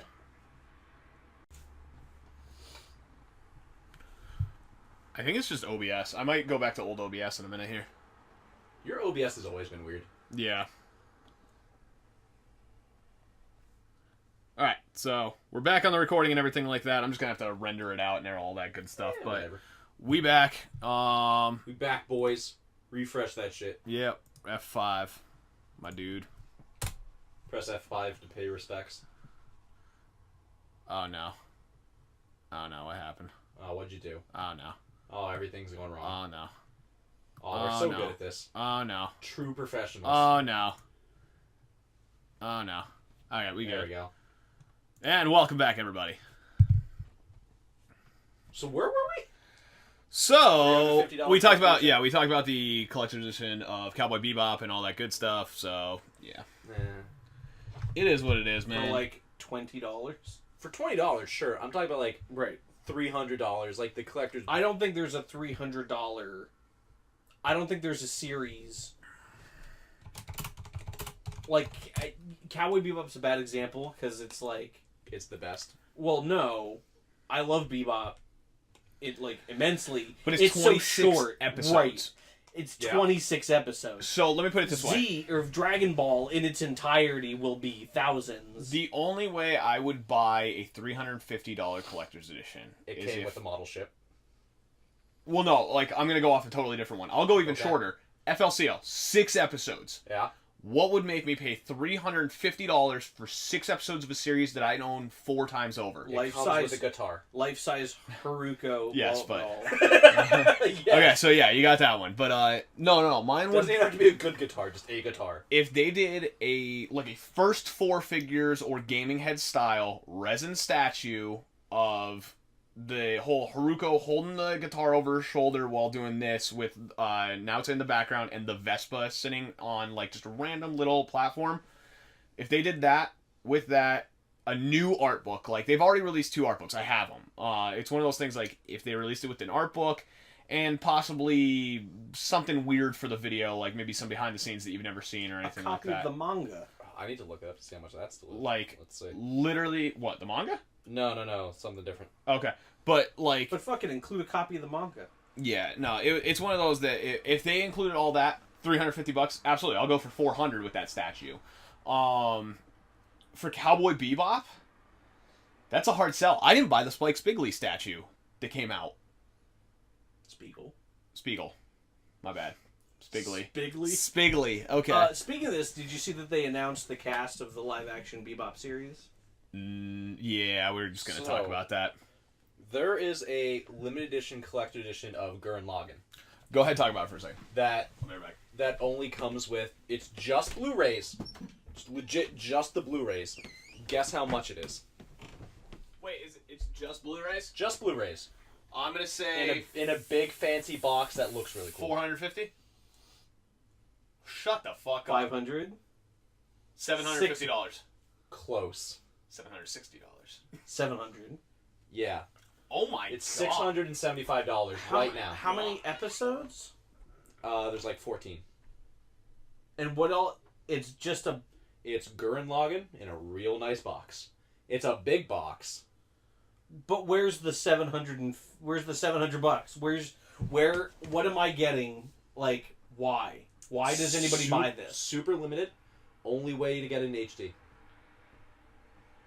Okay. And by HD, 1080p. Only way to get in 1080p. All the originals are all SD. and you said limited in how limited? I think there's like 2,500 or something like that. Okay. No, now I'm not saying that this is correct or okay, Yeah? but I see where people will buy it. Yeah. I see they will be sold out. Oh, hey. He would do it. What are we doing? So, $700, and I said, why is it $700? 2 things: super limited, 2,500 Okay, yeah, that's a must. It's the only way to get it in HD. What? Gurren Lagann. Don't care about it. But no, that's the point, though. Every other way to get it is in SD. SD. It's the only version of Gurren Lagann for home that is in HD. That sounds stupid. It is stupid, but those two factors are why It's people the will limited buy edition Blu-ray it for release. $700. So that's literally there's no other Blu-ray release. There's no other HD format. That's There's stupid. old DVDs that are 720, or there's the collector's edition Blu-ray. That's stupid. And A that's Fable why Dream. Say nickel as fast as you can. No. Because I said it in my head really fast, and it still came through the way you want me to say it. Nope. And I'm like, okay, that's Nickel. why people will pay As fast as I can $700 say for it. Yep. Here's as fast as I can say nickel. Nickel. Would you buy something for $700 like that simply because it's super limited? Fuck the HD. Sean, I've version. bought a lot of stupid shit for a lot of money. But not $700. Do you know how much I spent on Coheed's first record? No, the first. No. The very first printing of the first record? How much? $550. Okay, never mind. Yeah, you're talking to the wrong fucking person right now. All right. I was gonna say, like, if the only way to get, like, Ava in HD was a $700 See, I think that's Nope. so Here- dumb here's and the problem. that unnecessary. only came. Already happened. Evangelion's collector's edition was $450 in Japan. Did not come with the English dub, so I did not buy it. Came very fucking close to. Came in a sick blue crystal case. Was it just the DVDs or No, Blu-rays? it was the only way you can get Blu-rays right now. I'm hoping with the redub, So they're we- gonna release an edition with both audios. we had this conversation at work. I don't know if you remember this. Do you know why that's so much money? The entire anime Blu-ray market is literally controlled by that by one importer. not even import, one company that makes them all. God. Who? I don't know what their name is, Funimation. No. but they're literally controlled by that one company, and they could literally just market to whatever the fuck they want.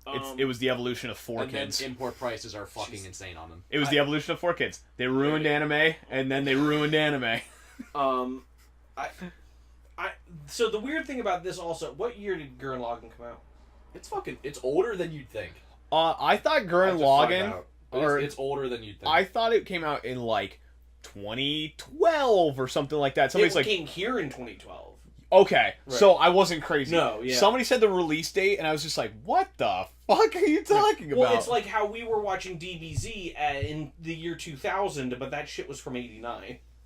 oh my god, is that real? So, first aired in series- Japan April 1st, 2007. So the first series of Dragon Ball Z, not Dragon Ball Z, when he first dies fighting Raditz, and he goes and visits the Snake Way, and he goes to the check-in with the Ox King, he's got a ledger book, and it says 1989.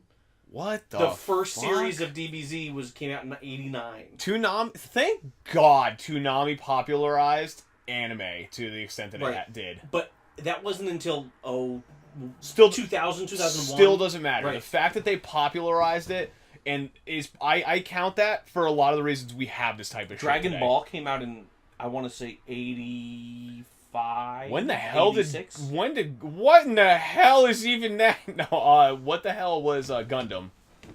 Oh, 70s. Yeah, I was gonna say Gundam's The also. first Wing. series. I'm sorry, Wing. Not 70s. Wing. The Oh, first wait. series of Gundam? Here, hold Oh, first one might be. Yeah. First one was insanely. Hold on, I'll just look at the copyright date on the back of this dusty box that I have. Is there not fucking copyright date? There we go. There might be a modern copyright date on there. They usually put both on shit 95. like this. Is it 95? Gundam Wing came out in 95. God damn it, Sean! I'm trying to read like a fucking proper adult. I don't even think they have copyright on here. 1979, so it was really close. The first series of Gundam? First series. Yeah. This says it came out in 2017. That's the most recent date I could get. Man, I gotta dust that. Somebody hand me a duster. Where's my duster? Can we do duster on stream? Maybe if you stopped huffing it, you'd have some Dragon Ball was 86. Oh my god. So, yeah. That ran for... Yeah, that makes sense. That ran for 4 seasons. Dragon Ball Z. And then Z was 89. 97! You liar! No. GT was probably around 97. Fist of the North Star was 91. Really? Fist of the North Star seems older. That seems like an Totally. 80s one. Well, that's because Fist of the North Star looks like a way Shit. shittier. Oh, It's like that's shit. the English release. Oh yeah, that's. I was gonna going to say say 84, the 85, quality I of would Fist of the say. North Star is way worse than Dragon Ball Z's. I feel like Fist of the North Star is like 84, 85. Yeah, 1989 for Fist of the North That's Star. still Really? that came out the same time as DBZ, and DBZ looks way better. Yeah, that kind of blows my mind That's a little crazy. bit. What is the... I'm curious. I want to know what the oldest Astro anime Boy. is. Astro Boy. I can Old- almost guarantee it. It probably is. What about Sailor Moon? No. I want to say that's 80s. 88. I'm gonna guess 87, Yeah, 88. it's Astro Boy. Guess... 91. Fuck! Guess how old fucking Astro Boy is. 62. Wait, no, wait. It was 59. originally in black and white. I'm going to say 47. 59. Close. 1948. Fuck. I was super close. 19 I had to remember that it came out originally in black and white. 1948. Yo, kudos to them for keeping that show running for so long on such a dry concept. Well, prepubescent naked robot boys. Yeah, like such a dry fucking weird thing. Gave us the big O. How crazy is it that that's 5 years after World War II? We're fighting the fuck out of those dudes. We drop some nukes and then Astro Boy comes out. Oh, That- well, you know what happened, right? In Hiroshima, when we nuked, the only building that wasn't affected was an animation studio. And they made Astro Boy. That... It's Oh, we almost- lost our viewer because we're racist it's, now. It's almost 20 years to the day after the first release of Steamboat Willie from What did you- Disney. What was that trash boat? Look, he even knows. Mm-hmm. He knows. Oh, I forgot that was a thing. Yeah, All right. it's because I got the So, picture. I'm gonna pull the almost picture. 20 years to the day after Mickey Mouse became a thing. Astro Boy became a thing. Astro Boy became a thing. What year did Speed Racer come out? That's like a generation, and then there's anime. Yeah. And Steamboat Willie was like, it went from like, there's no, like, it's literally like just music. There's no actual voice acting. It's that whole like, it plays a scene, then you see like the words pop up To on a show screen. with a plot. Yeah. Then there's anime. Jesus Christ. Yeah, I mean, That's super fucking weird. I What feel like year when did people- Speed Racer come out? Go Speed Racer. Was it originally Go black and white? Speed Racer. I would say I don't believe so. 69. Close. 66. Man, I'm pretty decent at like guessing ages of weird shows. Probably because I own so much. Right. Own so many shows. Damn, that's a weird superpower I have. I could guess. I can Within- guess within a within 3 or 10-year period. when a Was it in fucking the anime 80s? came out. Yeah, 84. No, it was like 89. I'm still within that 10-year. I Perfect. told you it was going to be in the 80s. So the first like, what we would consider anime would be Astro Boy. Mm-hmm. There were other short animes that were done as propaganda films For the Nazis. as early as the 1910s. Sure. Weird. Makes sense. Huh. Gotta love how animation was a propaganda tool. Yeah, so Mickey Mouse is a ripoff of anime. Walt Disney is a weeb, confirmed. No, he hated everyone who wasn't, white. Yeah, that doesn't mean he can't be a weeb. Yeah, he didn't like those Japanese guys. Doesn't mean he can't be a weeb. I guess there's a lot of weird, like, Nazi anime likers. No, it makes sense. He silently backs the Nazis, or he's part of America. There is a lot of No, Nazi there is. Disney shit that's out there. So... There is. No, he silently backs America to drop the nukes on Japan because he's like, we need to destroy Japan because I can't get any of the big titty anime girls. And What? he was jealous. This is gonna be a weird Why statement. did we think they had big titty anime girls back in He knew. 1910? He knew what they were going towards. He's like, I That's see like the concepts. saying they didn't have air or water back then. So, Of course they did. to be fair, There's the- always been. Just we never saw in it. the earliest cave drawings, they World had big War titty II, anime World girls. War II was purely about the fact that they were hoarding them, and Big we titty didn't anime know. girls, right. to be fair, big titted anime girls are a direct result of America fucking with Japan. True. It's like In we, our we our put, style. We put pinup girls on the side of our No, planes. They had big titty anime girls on the It's side we of their planes. purely told them, yo, don't be naked all the time. that shit's fucked up, and they went, oh man, I guess we can't be naked all the time. I need some way else to get out my frustrations. I'm gonna draw these big titty anime girls that I can't get in real life. That's right. Huh.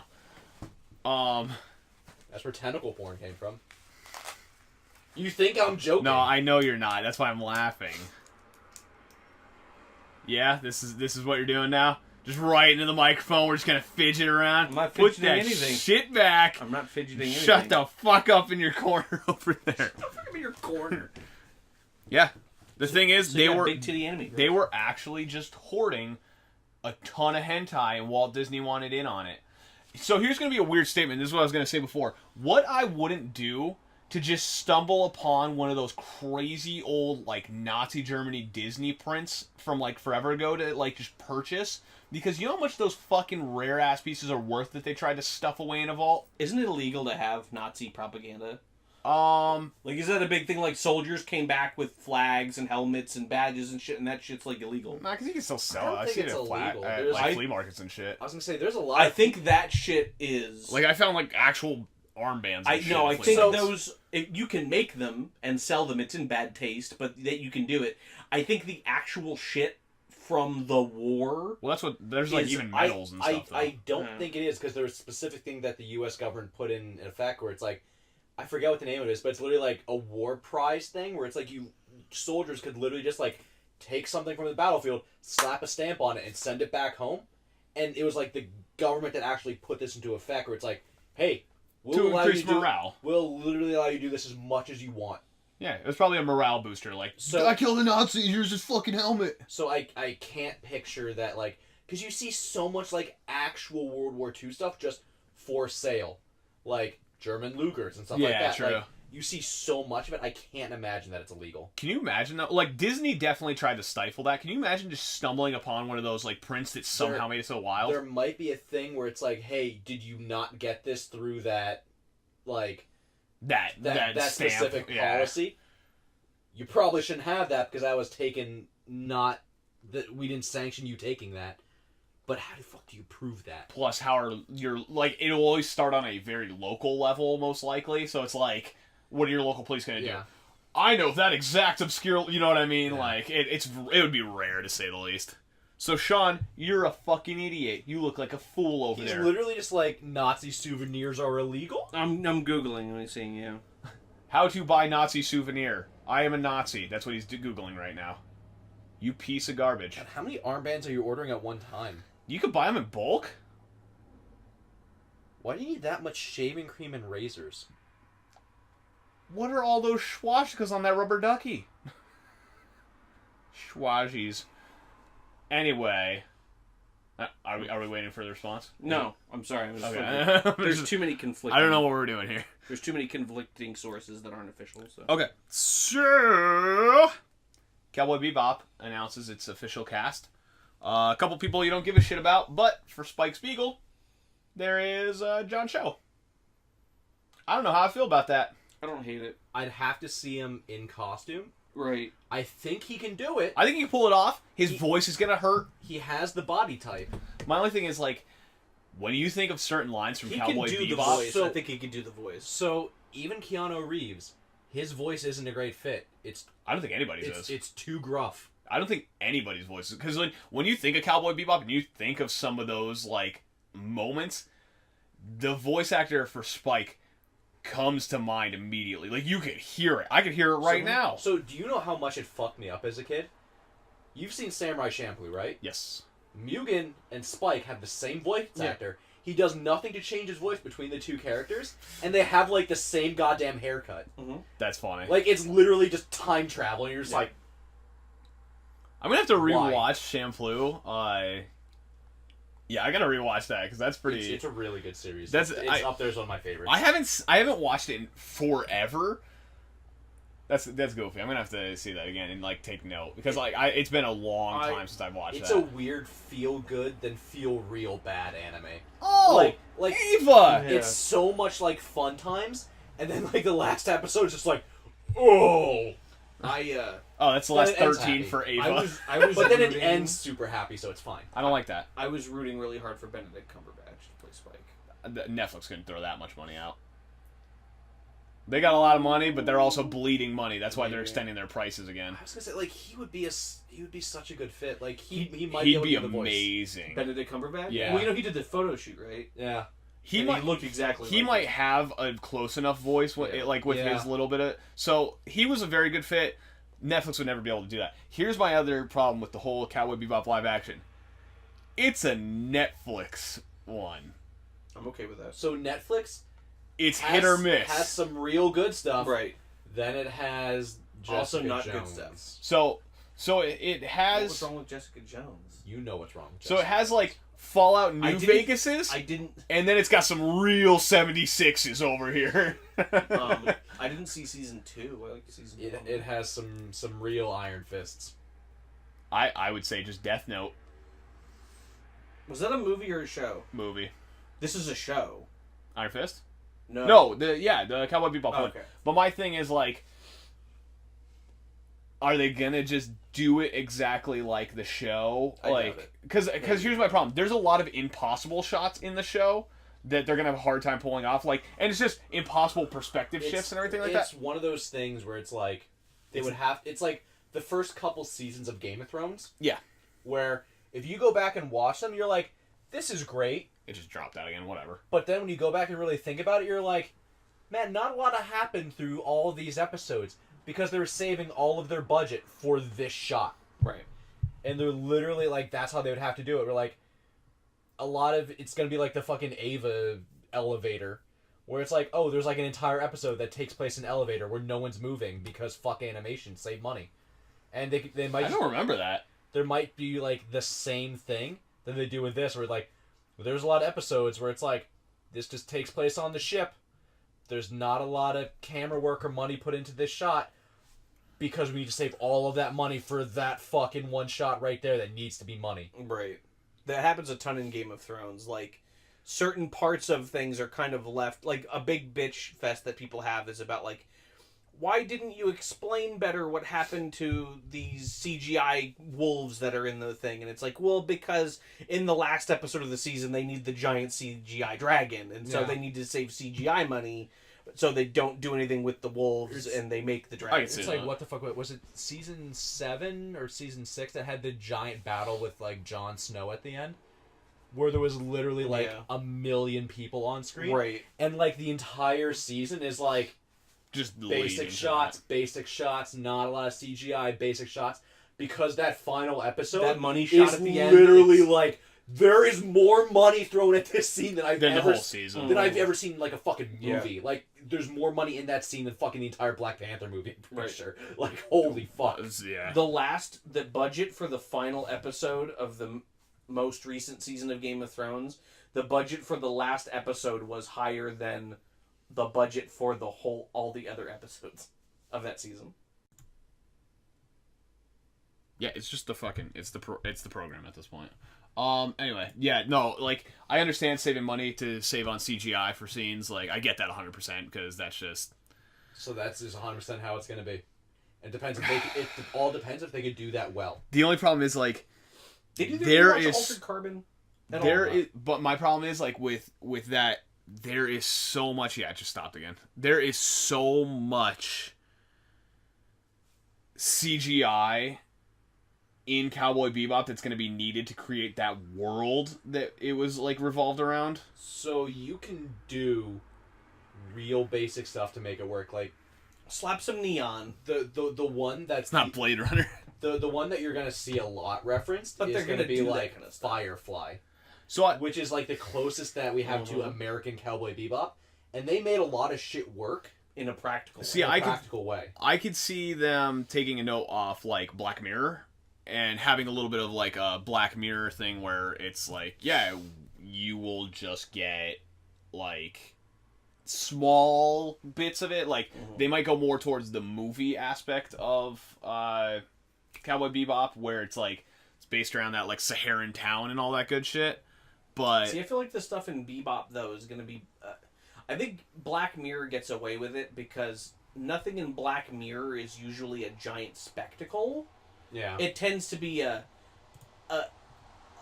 impactful thing that happens on a smaller scale.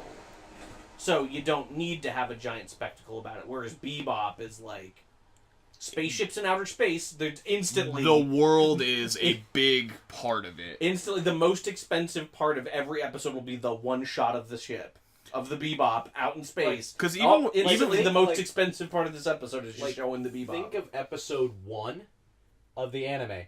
Red so much of that could just Yeah. be the bar scene. super done, like easily done, all practical effects. Yeah. Until that final scene. Oh my god, the Mad Yeah. Hero. Just a guy in a blow-up suit floating around places. Fuck, that's the whole budget. Because he floats around and bounces and does weird, goofy acrobatics and shit. Like, you're not going to be able to do that practically. Yeah, That's one of those really tonally dissonant episodes of that I'm just like, It's my favorite episode. this is such a weird episode. Love that episode. Most people like the, Mushroom Samba. is that the one with the thing in the fridge? Nope. No. That's my favorite. Right. The attic. Yeah. Everybody loves the attic. My favorite's the Mad Puro. And Mine's Mushroom Samba. Which It's- one's it- Mushroom Samba? The one where they take shrooms and they all start hallucinating. Oh, right. Like, my favorite scene is where it's like, I think it's Spike who's just like walking up like the infinite set of staircases. Then you actually see what he's doing in real life. He's just standing on the same step, just, Tying up, going. What's the name of the I love it. I'm blanking out the guy on the horse. The sheriff guy. The cowboy guy. Someone was like, Owen Wilson should be that guy, and I'm like, yes, he should. I can see that. He Wow. absolutely wow. I don't think He we're asking. absolutely should. I don't think we're asking the real questions here. Who's gonna be the chick with the open shirt on the Bounty Hunter show? So, do you want to hear my actual full? So I discussed this with a bunch of friends of mine at work, and this is the full cast that I had come up with previously. I liked Benedict Cumberbatch for Spike. I liked Mickey Rourke for Jet Black. Okay. Uh, I could kind of see that actually. so think of like Expendables / Iron Man 2 Mickey Rourke. No, like I know exactly what you're, I yeah. can see that. Scarlett Johansson for Faye. Ellen Page for Ed.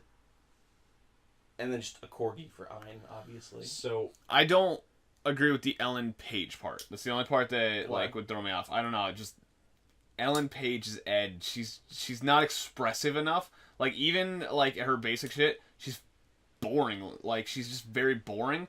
You need somebody if they're playing Ed. You need somebody that's like going around in motions. so Chloe Grace Moretz. Jim Carrey. No. like, yes, take his personality, shove it into a little girl. Just do an Alita. Just do an Alita and just fucking do the weird I don't know- CG I don't face know if thing. you guys talked about this in any of the previous podcasts, but did you guys watch Alita? No. No. Okay.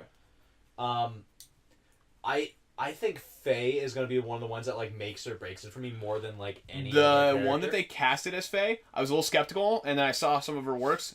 I could see it. Because, like, one of the things, like, isn't she, like, 17 in the anime or something like that? No, I thought she was Yeah. older. She was like in like She's, actual like- prison. I thought. She's, like, real young Really? in the anime, I'm pretty sure. I don't distinctly remember that fact. I'm gonna check that out real quick because that's gonna change my whole conversation here. Faye Valentine. Okay, so she's 23. Oh, that's That fine. makes Yeah, sense, no, sure. oh yeah, Yeah. naked. But yeah, no, I saw the actress who was playing her, and I'm not too concerned. It looks decent. So That's why, like, it looks decent. She looks decent. that's why, like, Whoops. Scarlett Johansson I don't think she could pull it off. Well, it's not Scarlett I'm just Johansson. saying, like, No, for it's- a Oh, She's I in didn't my hear you list. say Scarlett Yeah. Johansson. You fucking shill. Why? Oh, we need a sexy female lead. Oh, Scarlett Johansson. That's like everybody. No, like specifically what it was her and Lucy. Like it's the haircut and how she carries herself. It's Oh yeah, like the same fucking person in every movie. it's very Faye-like.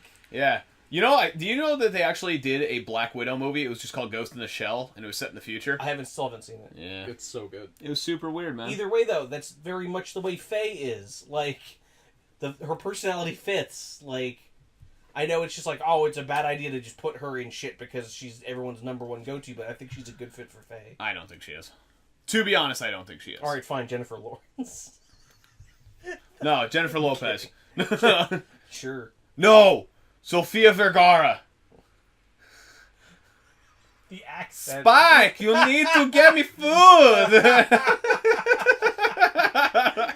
Oh my god, it'd be so bad. When are we going after these bounties?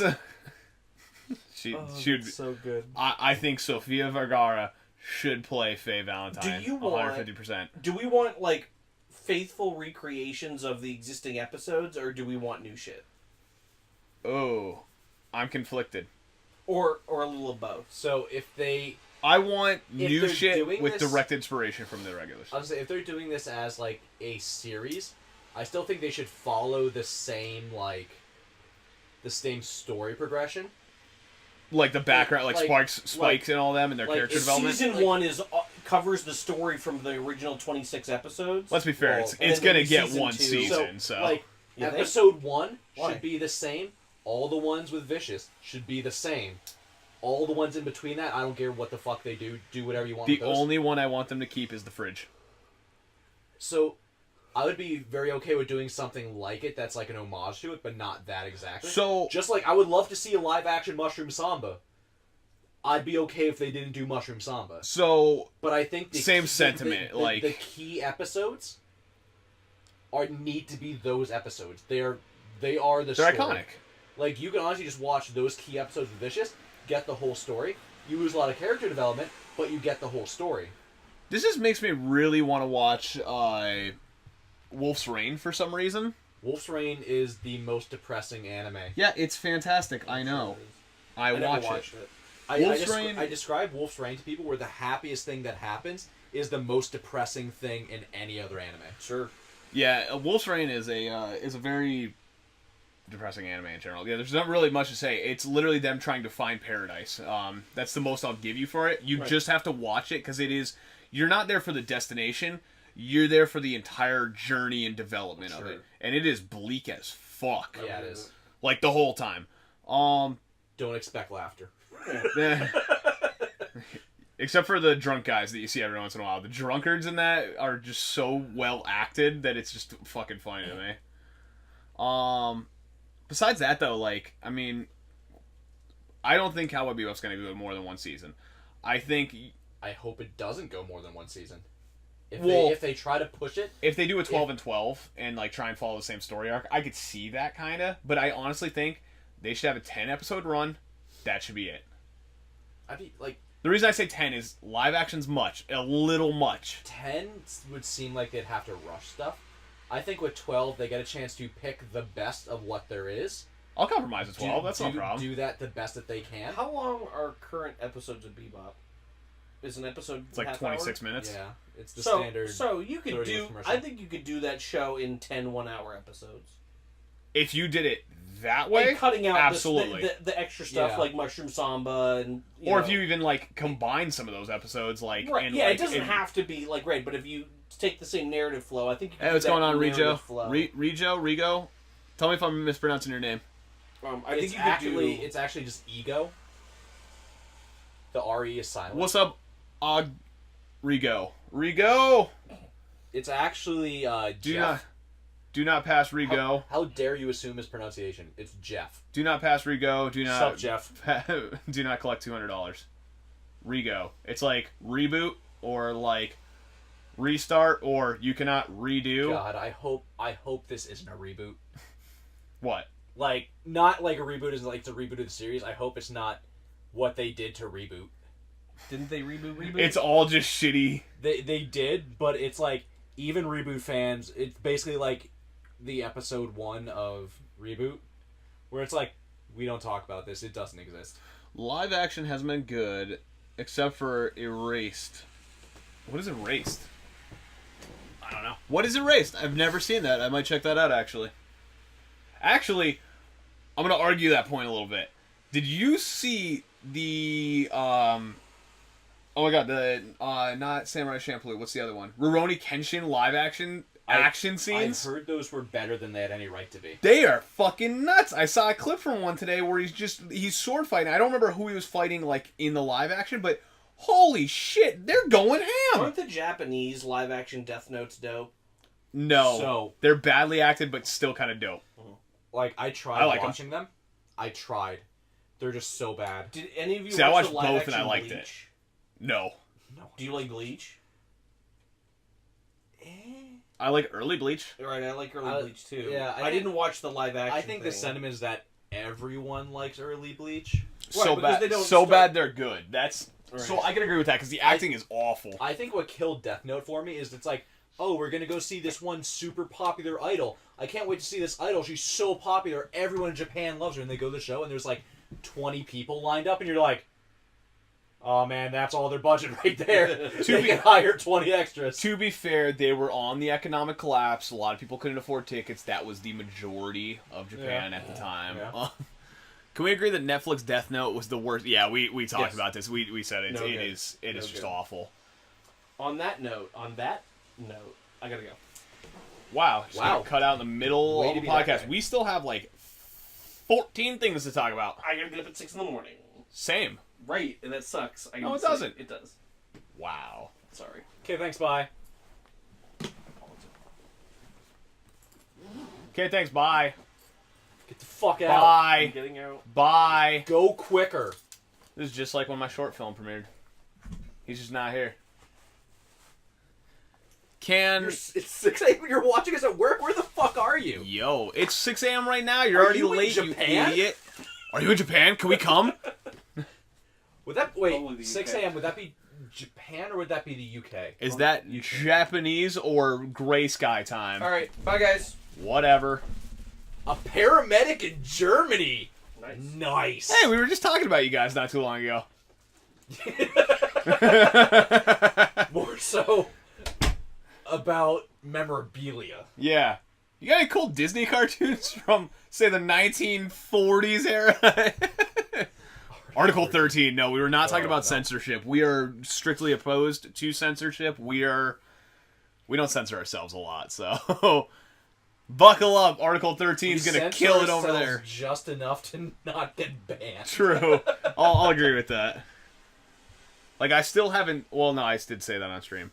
But I did... No, I said that one, too. I said a lot of stuff on stream. Yeah. What you haven't said, Larry did say. True. I remember the one day when we were trying to censor ourselves, Larry in 30 seconds, like, said something ridiculous. I'm like, oh my god! I think there's an episode somewhere on our YouTube channel where, like, I go, alright guys, we gotta stop saying fuck so much. Like, let's try to go an entire episode and not say fuck. And then it's like 3 seconds in, I'm like, man, fuck this! We got like a whole prep I speech. should move over more. Yeah, you can do that. Do you want me to adjust the camera to you? Too bad. Okay. I'm just moving in the middle. Yeah, I mean, mine's pretty wide, too. We got a big, wide open space today. Many more room for activities. Fucking man. Hey, thank you for following. We appreciate that. You get Sailor Moon. We were just talking about her, too. Is Sailor Moon different in Germany? Is she very angry? Does she have a mustache? Find out next time on Dragon Ball I think that'd be Moon. okay. They're just like, alright, she has blue eyes, blonde hair, got it. Maybe that's why she is one of the best shows. Anyway. Print. What is the sound for our follow? Is it still, yay? I don't know. Because you changed them all so goddamn much. I'm just gonna reset them all back to the jump scares. Rico, can you, Oh, okay, you didn't hear it. Shit. Alright. Prince Harry, or we're just gonna go into the next topic now. We Sure. gotta start moving. We've been through 3 topics in an hour and a half. Good. Cut out all the ones that you like that are shitty. Alright, so we've been through no topics. Prince Harry says that Fortnite is addictive and mind-altering and wants to ban it in the UK. 10 out of 10, I support this. I support this as well. Censor your media as long as it's Fortnite. It's like Article 13, but just for Fortnite. I could get behind that. I want to see some kid go up in front of one of those, like, the guards with the really tall hats, and he starts to, like, floss or something, and the guy just takes his gun butt and just... No, I don't even want to see that. I want to see him take him down and, like, knee in the back, like, putting him over. He's like, you're done. Just fucking take him down, drag him into one of the guard boxes. Oh, did Balby get you? Fucking man. ruthless over there. Prince Harry, Man of the Year, 2020. Not 2019, because he's still got to put the law in effect. Next year. Maybe next year, buddy.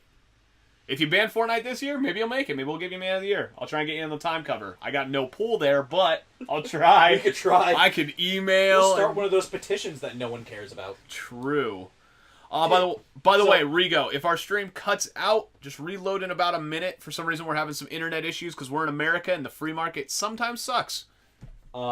Speaking of petitions that no one cares about, do you see the petition for Apex to give the water giraffes water shoes? They stop hurting their feet on the rocks. I did see that. It had like over 100,000 signatures. Stupid numbers. It had stupid numbers, and nothing came of it. I'm like, that would have been the greatest random update where you're just dropping. You're just like, the fuck are those? Did one of those, like, he just lifts it up, there's just like Just a a crock shoe or on a it? shoe on it. Like, Oh, that's been fucking great. What the hell?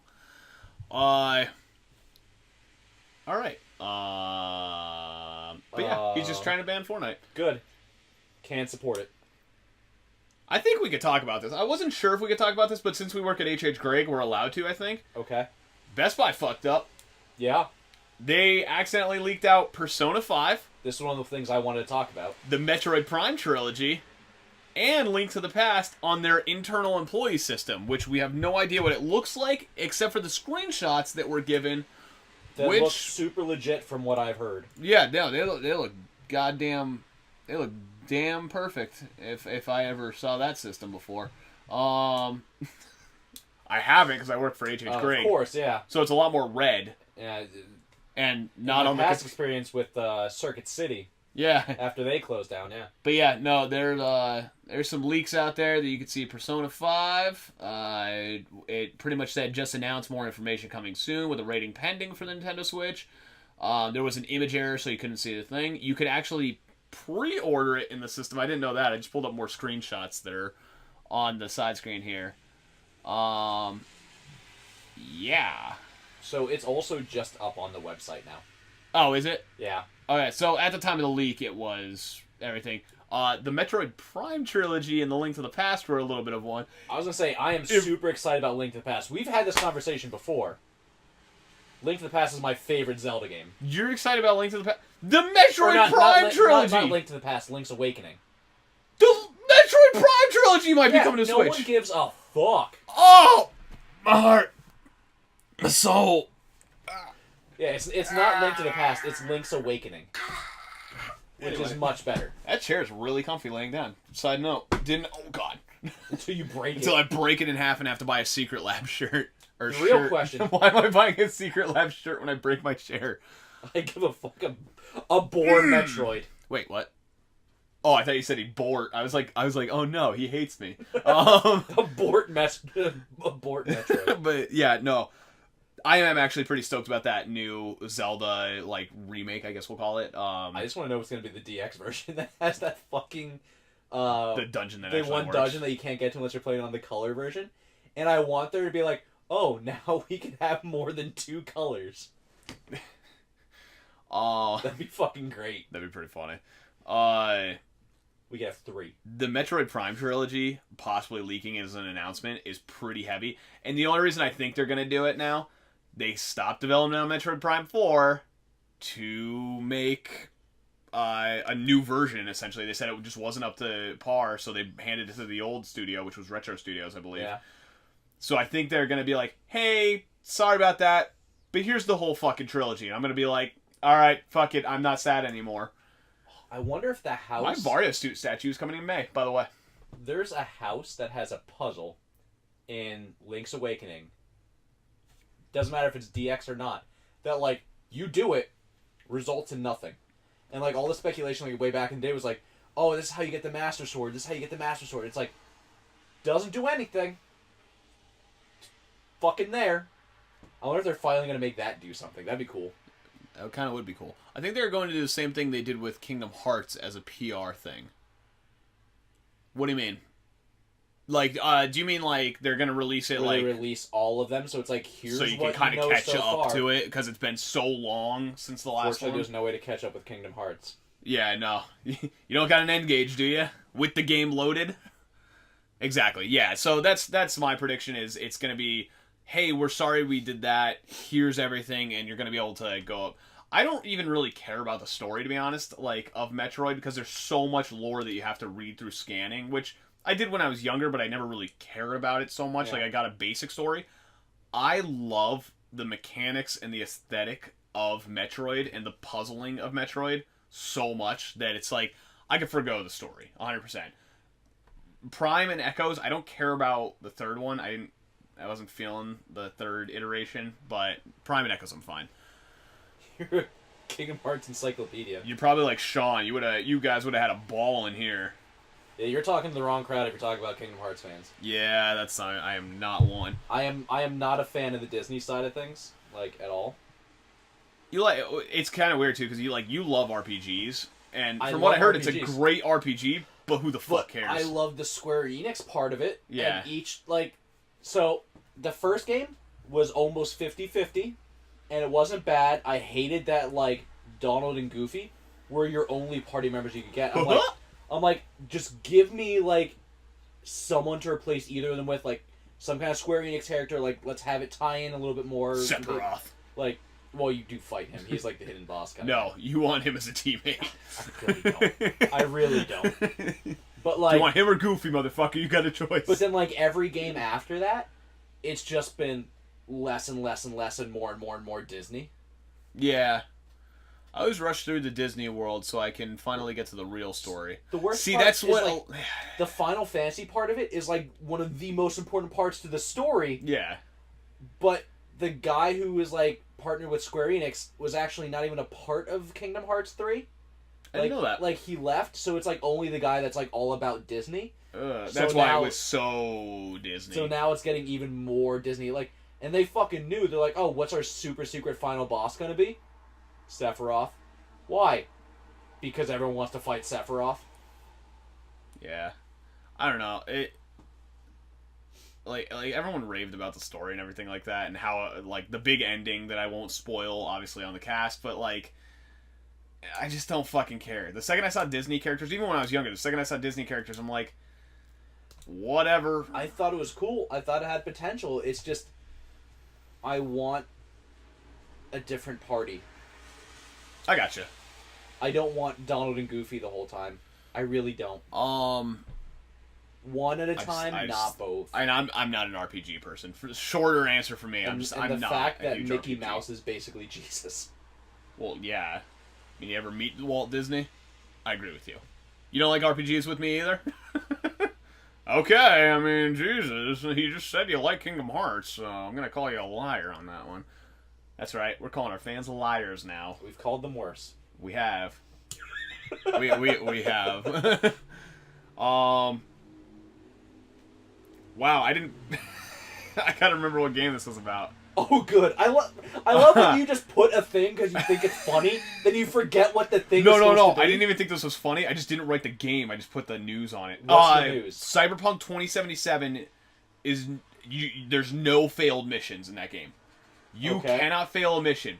If you fuck up real hard, if somebody dies, if you blow up a certain building, if anything like that happens, you have to live with those consequences. So it's Deus Ex. Pretty much. So Deus Ex has a very similar system, yes. So, Human Revolution has a really funny quest in it, where you're oh, go save this guy. You can literally get you save the guy, you get him back to the house, and the wife's oh, thank God you brought him back to me. I'm so happy he's alive. You're cool, blam, kill him right in front of her. She goes, oh man, that sucks that he's dead.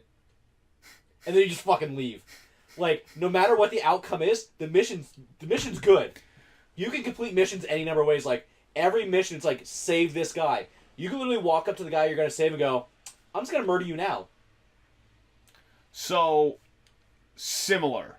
That's why I'm saying it's a similar approach. They're saying that everything has an echo on this. So it's Same thing with Deus Really? Ex, yeah. See, the thing that I always found with Deus Ex is some mission outcomes just don't fucking matter. Sometimes there's just no fucking... the guy in the house. There's, side mission stuff like that. It's this is purely just to get something out of it. True. I wonder... Yeah, so maybe they're just talking about main storyline. They didn't really clarify in that. If it's, sidelines is too, oh, you shoot this person.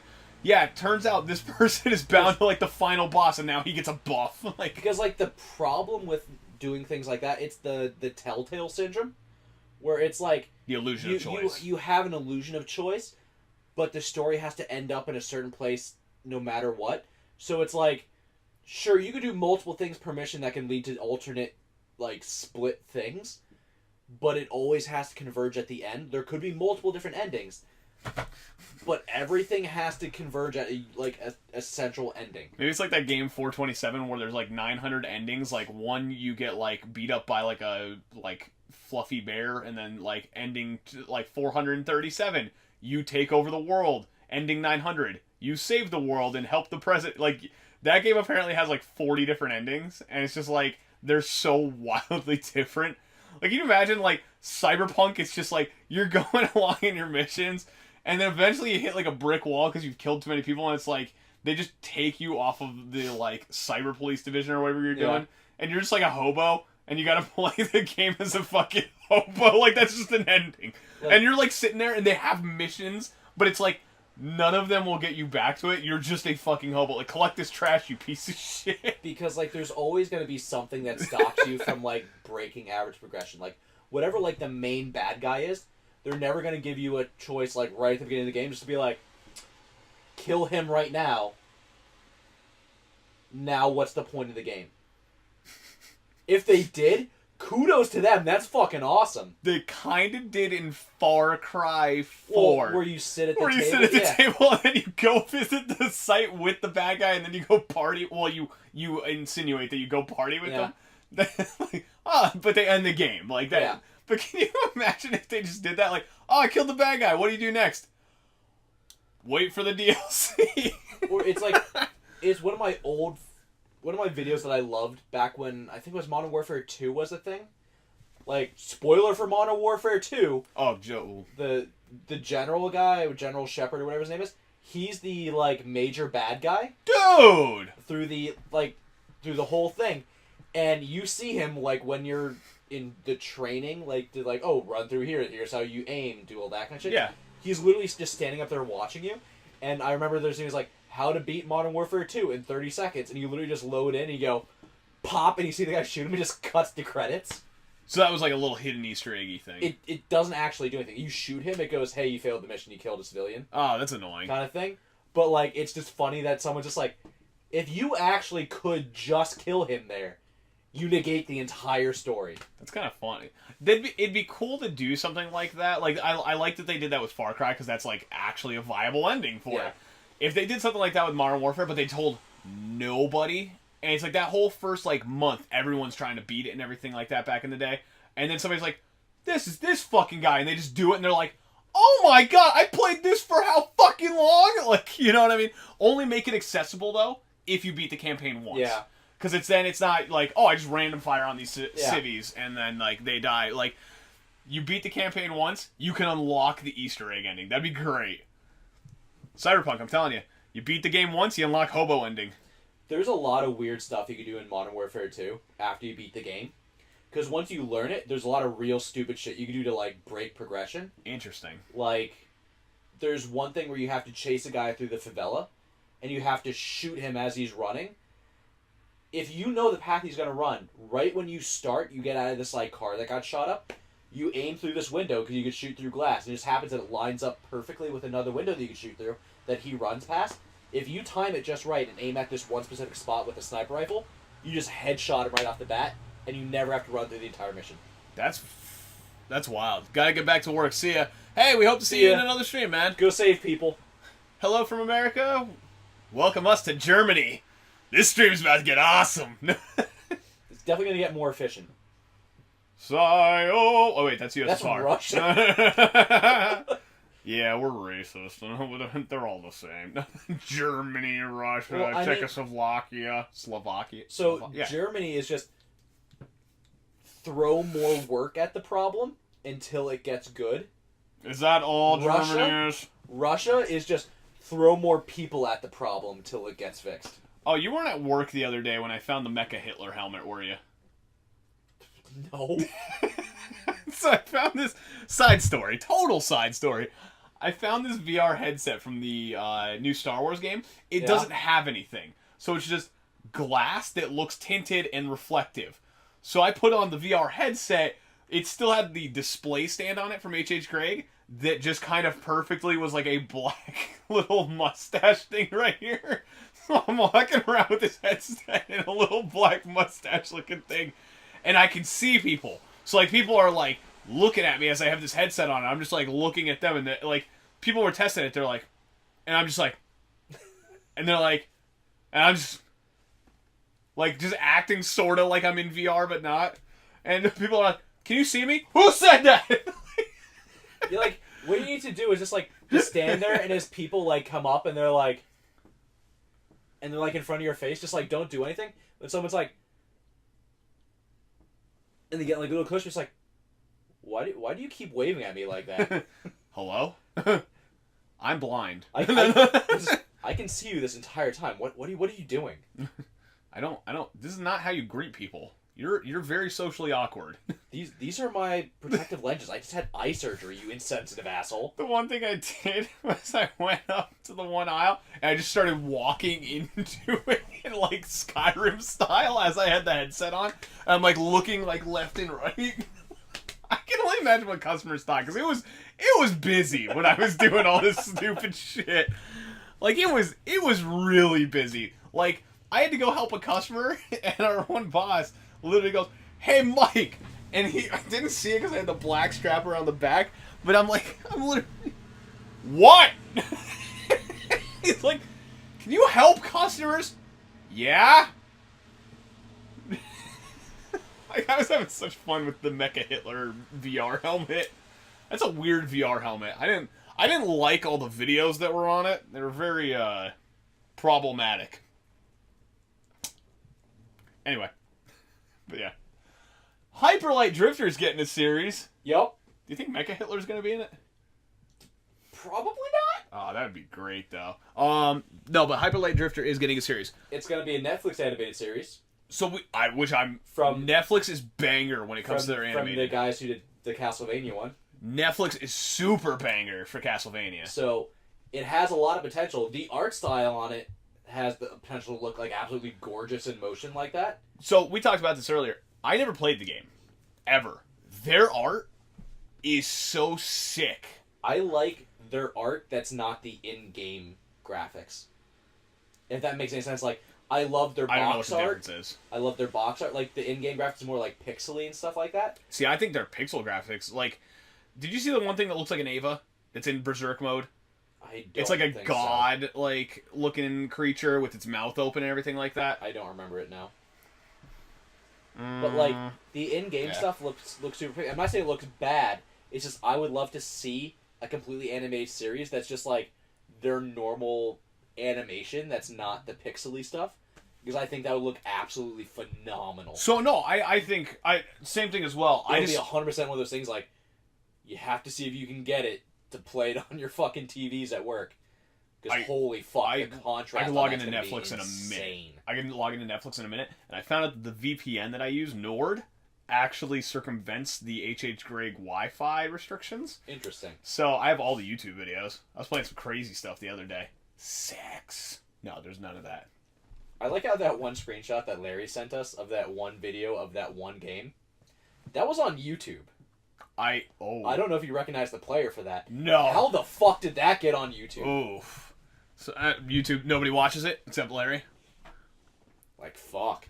But yeah, if they translate the pixel to like the box art style and up it, obviously like the animation studio behind the Castlevania series, I love that one. That series is dope. Like it just well animated, decent voice acting, all that stuff. What's up, Clanker? What? Ooh. What? That doesn't come off right. Clanker? I don't know why that's like... Clanker? Like, that's just his name. It's one of those things. It's like saying Sticky Back. Well, no, Clanker's, what do you call it? Banjo-Kazooie. Yeah, that doesn't make it any better. Clanker the Shark. Banjo-Kazooie's also, like, already kind of racist. What? Yeah. You want to tell me about this? Did you ever hear the... What are we chatting about? Now we're chatting about Banjo-Kazooie being racist, apparently, so this is... Hold on, we're going to go down this rabbit hole. Let me sit right in. And Star Wars. Am I comfy? Oh, there we go. Okay. Oh, yeah. Isn't Clanker the nickname that they give to the droids? You were saying about Banjo-Kazooie? We'll talk about this later. No. Because did you hear about the sound designer who did, like, all the noises in the game? Grant Kirkhope? No, he did all the music. It might be the same guy, honestly. Where, like, some of those voice clips are things that they never expected to get used. Yeah. Then they just voice modulated them, and if you do certain things, you can hear what it actually says. Some of them are not great. I'm gonna look that up later because that's pretty awesome. Not of them to do, but that's pretty awesome that somebody found that. Well, my favorite. Side note about the Star Wars Clanker thing. Wasn't that a thing that when the new Battlefront came out, they kept calling the robots clankers and people were actually getting offended because they thought it was something that it wasn't? I don't know. Wasn't that like a thing for a while? I mean, that game had so many issues that who knows what the fuck went on with it. I don't know. I'm gonna start calling my wiener clanker because it drags like chains.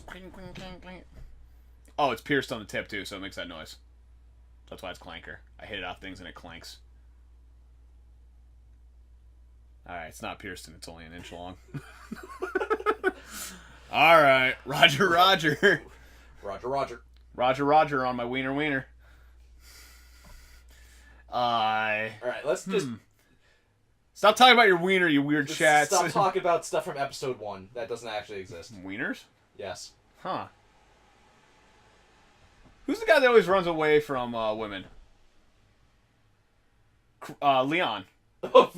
You mean anybody in the Resident Evil series? Resident Evil in general. I had to think about it for a second. Leon's just my favorite because Ada literally walks up to him and just basically goes like, "Put your dick in me," and he goes, "Meh, I gotta go save Raccoon City." Clanker said it's me when I asked. Love it.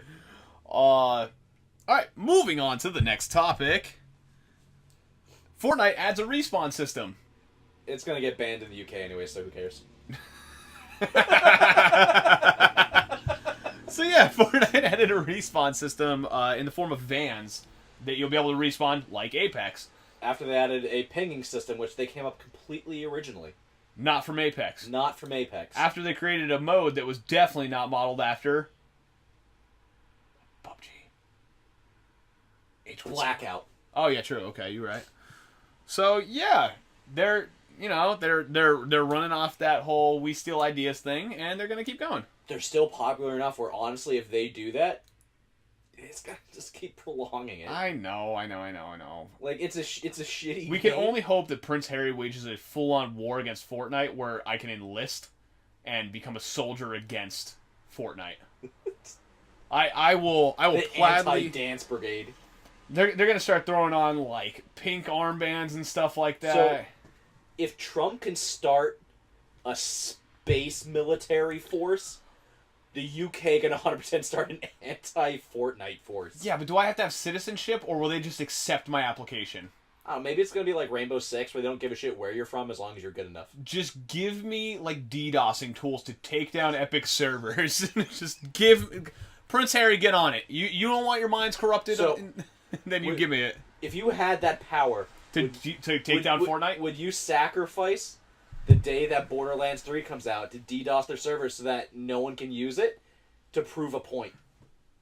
I would DDoS the shit out of them until April 2020, and I would make the whole fucking platform wait if I had that type of power.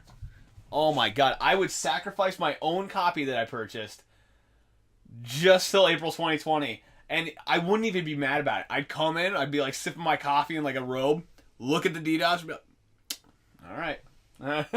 Just count down the days, put like a little red X on a calendar over there.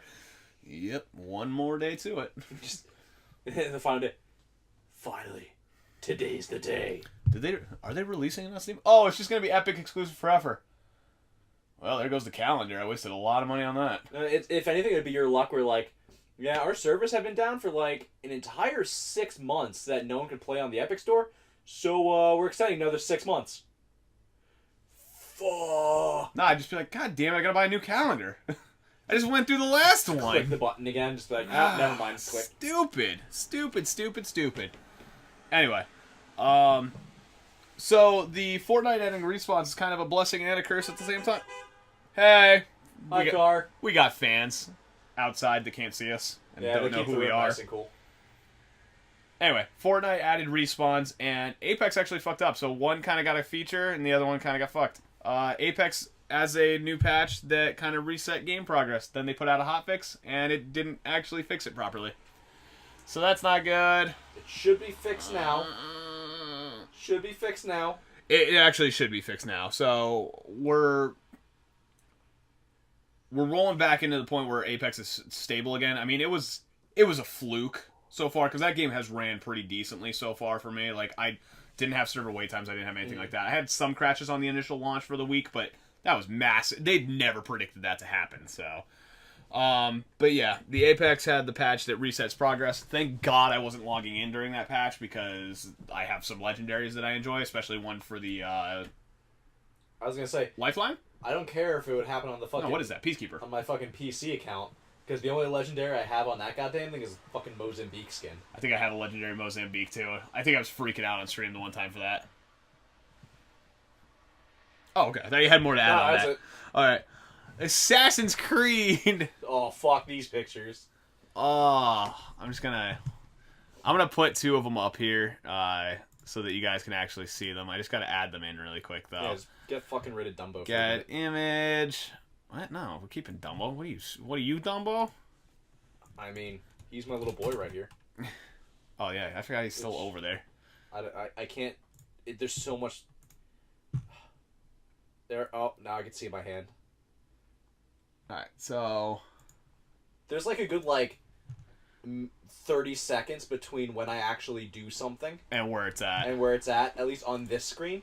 So for... Oh, God! That looked fucking terrifying. So it that's... just popped up there really quick. So that's Jesus me. Christ. So I'm first gen. I can see Dumbo. I'm going to pat him on the head. I'm the original Assassin's Creed. What is this, 3? Yep. Assassin's Creed. And Salsky's about to be the remaster. Tell me which one looks better to It's you. basically like they just fucking... It's like they didn't know how to do lighting, in my opinion. they just removed all the shadows. Yeah, it's super strange the way that they did. They removed all the shadows and kind of toned down the force texturing. It looks like because even look at the lips on that. Like the left one actually has textured lips. The right hand one, it just looks like you got balmed over with some beeswax, hard. Yeah, I don't know. It It legit looks like a Skyrim character. The one on the right. Yeah, Yeah. PS3 Skyrim character. See, when I look at that, I mean, it sells Elder, so maybe it's from the Elder Scrolls. Maybe everyone's lying to us right now. But my big thing is the guy on the right reminds me of an Xbox 360 Oblivion character. Yeah.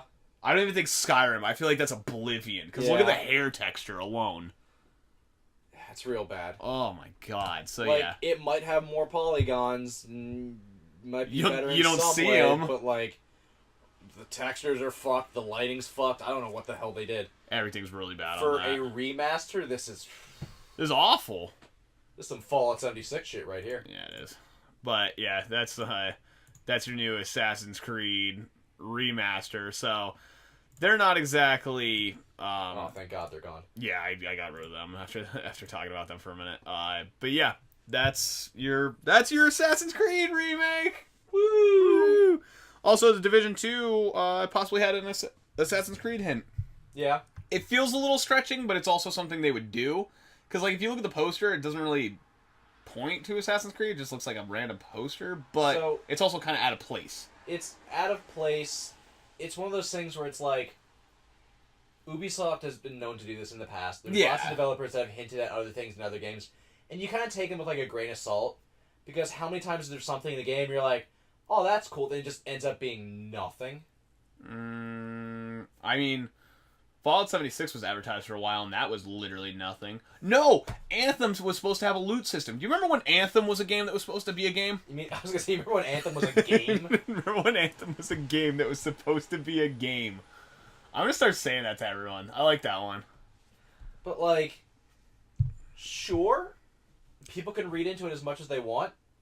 There's so many weird Easter eggs and secrets and codes and shit in that game. I'm literally part of a Discord that the only purpose is they literally just go through the game and find, is this a secret thing? And they found some pretty crazy shit in there. Almost like the Grand Theft Auto 5, there's community trying to hunt for the aliens type of thing. Yeah, there's that. There's ciphers that people had to decode. There's my god. There's tons of shit in there. So who the fuck knows? Yeah. There's some of the stuff that you have to do to get some things to happen are like, how in a million years did people figure this out? It's like the old video games where it's like this specific combo means you get an Easter egg. Like yeah.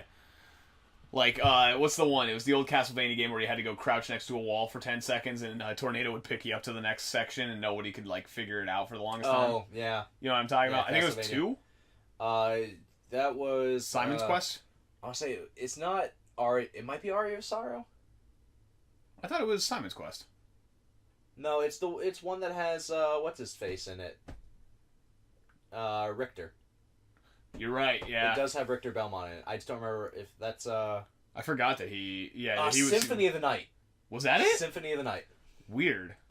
But yeah, you had to literally crouch next to a wall. Not just stand next to a wall. Yep, crouch next to a wall. Crouch for 10 seconds.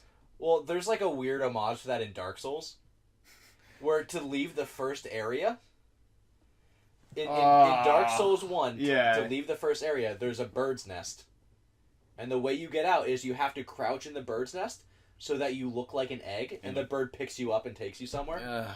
And, like, it's not an instant thing. You crouch there, and you have to stay crouched there for, like, a good while. That's annoying. So, like, there's so many people like, how do you leave the first area? And it's like... You be the egg. Yeah. Become the egg. And there's, like, little things that hint at it, but they're not good hints, to be fair. Speaking of eggs, Belle Delphine, that adult entertainer, I was trying to think of a good name besides, like, Cam Whore, because that's kind of what she is. Is she the Ahiago face girl? Yeah, the girl with the pink hair. Yeah. I think she's lost her fucking mind. There was a thread that popped up on the one Facebook page I'm in, and it's like extreme memes for something. But it's literally, she's just eating a raw egg. And, like, I'm sitting there watching it. She's, like, chewing on shell, and I'm just, like, sitting there, like making my own Ahiago face, apparently, because I'm, like, vomiting out of my fucking face. But, like, she lost her fucking mind, man. But somebody brought up a good point in the comment section. 150... Oh, never mind. I heard flood zone, and I thought we were getting flooded for a minute downstairs. Somebody brought up a good point. She probably got paid enough on Patreon for that one video on a special request to pay for a fucking house. And here I am sitting talking to like 1 or 2 people. So maybe I should chew on some raw egg and be a cam whore. Just chewing a raw egg and making an Ahiago face. There you go. I was born into the wrong gender. Do you know what a whore I would be on cam? Like, it would be disgusting. The things I would do for money. I could only assume. I've seen the things you would do now. Just no one wants to actually see them. Yeah. Because I'm a guy. Yeah. Anyway. So yeah, she's lost her fucking mind. I guess that's a little bit of news. Joker trailer. Speaking of people who've lost their fucking mind. See, I had a segue. There you go. Nobody's here. But yeah, new Joker trailer came out with Joaquin Phoenix. It looks intense, to say the least. It looks very disturbing. It's him interacting with his mom throughout a lot of it. It looks good. It looks like... So, one of the things that I don't like about this is that you're not supposed to really know the origin of the Joker and who he is. Because that's the whole mystery. The Batman, his whole thing is like, who the fuck is the Joker? And there's a whole thing in like one of the arcs where he sits in like this chair that gives you infinite knowledge. And he asks that, who's the Joker? And the chair replies, there's 3. But that's all it gives him. So I agree with that, and I think that's part of the reason, like, I didn't like the Jack Nicholson Joker. Like, I always like that weird mystery to the Joker. Like, who is he? And he always fucks around with you, and it's like, this is who I am. This is how I happen. This is all this. And you it's mean like the Heath Ledger Joker? Heath Ledger was amazing, but more the, like, Mark Hamill, like, whole arc. Mm-hmm. Like, I love that. Like, just fucking with him. Because that's what he is. He's a jokester. He jokes with you. He fucks with you. And I'm specifically talking like every time where he's like, do you know how I got these scars? He would tell a different story every time. True, yeah. Where it's like... My dad did them it's like, or something. None of those were true. What's the actual truth? You want to know what the actual truth is? They found it out. Oh, yeah? Yeah. He laughed too hard. Cool. He loved too much. Yeah, how do you feel now, America? God, we live in a society.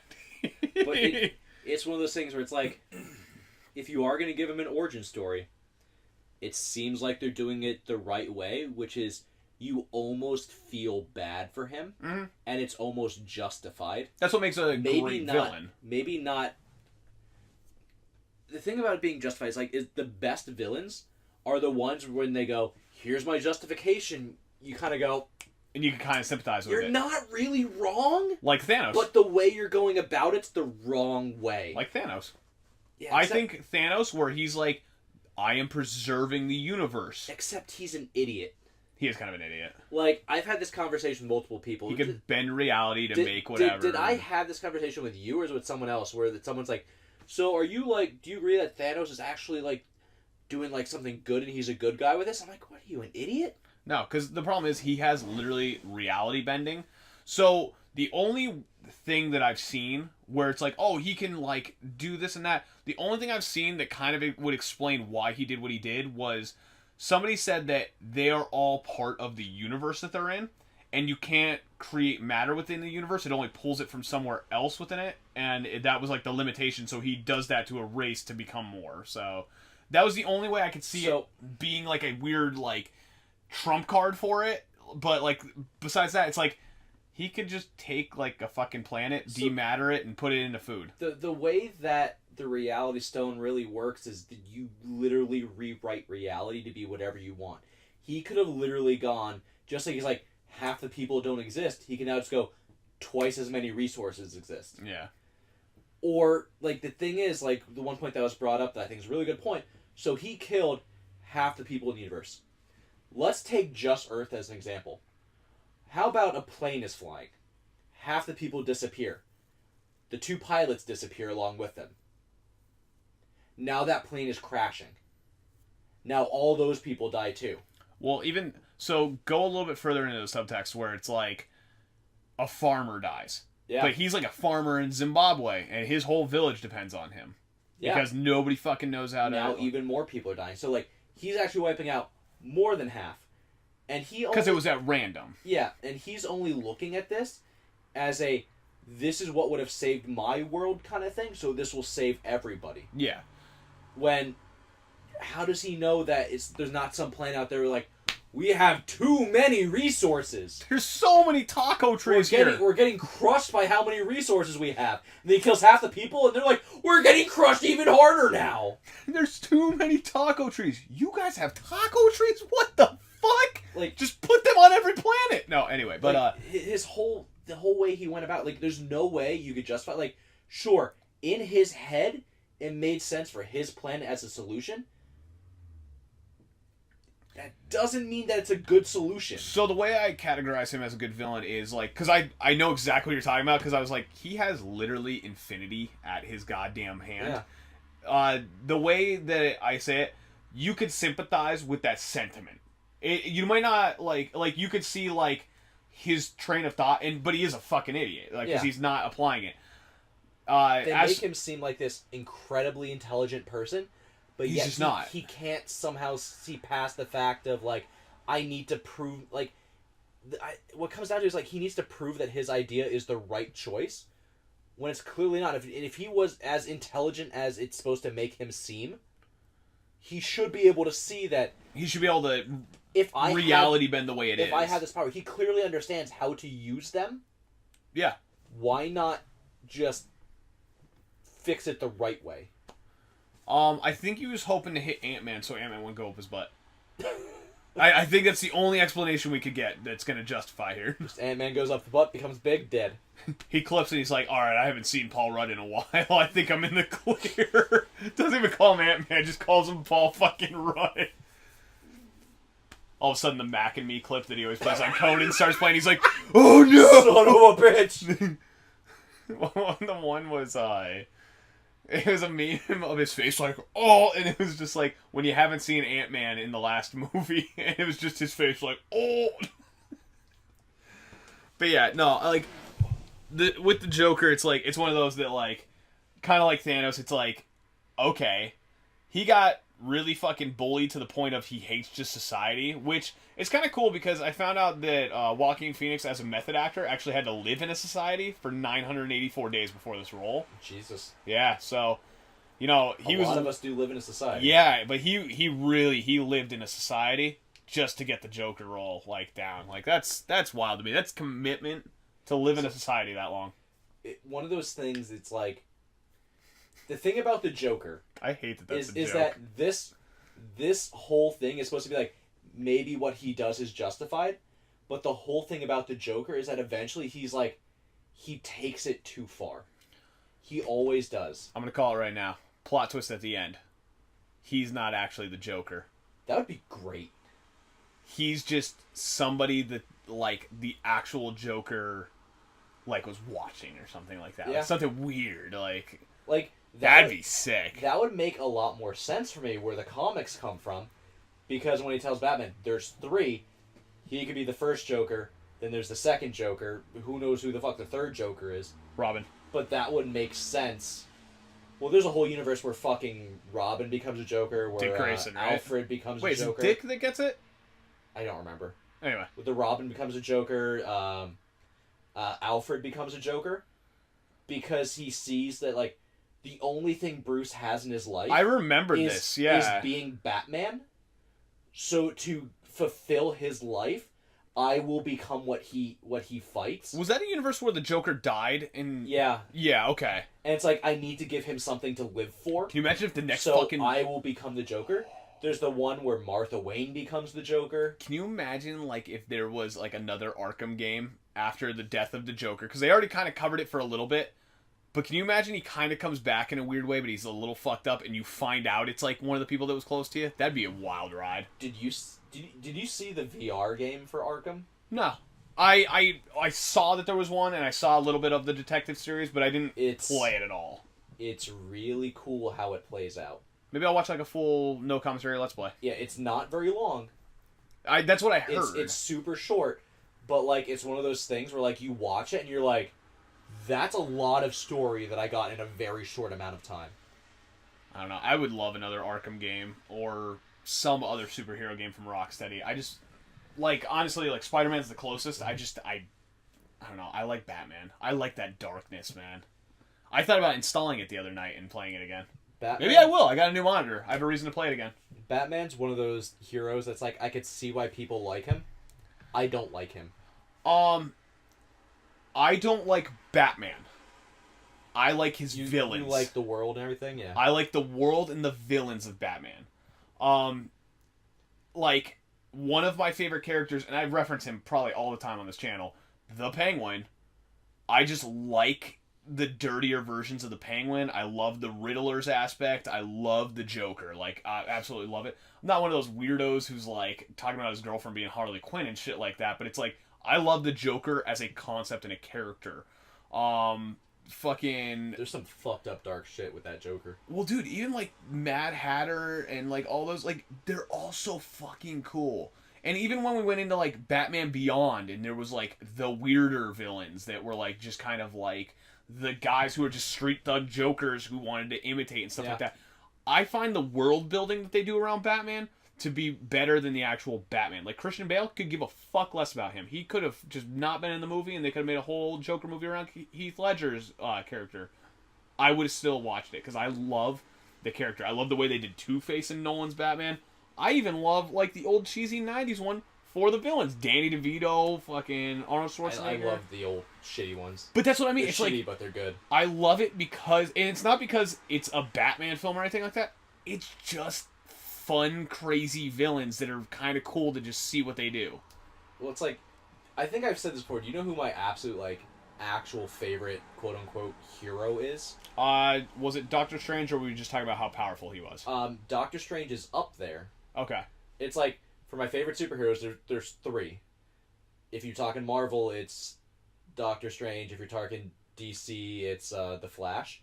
But, like, my actual favorite, quote-unquote, hero, which a lot of people don't consider him. Why either. the Flash, if you don't mind me asking? I know Doctor Strange because he's, like, wild with his concepts that he can do, but why the Flash? That's just...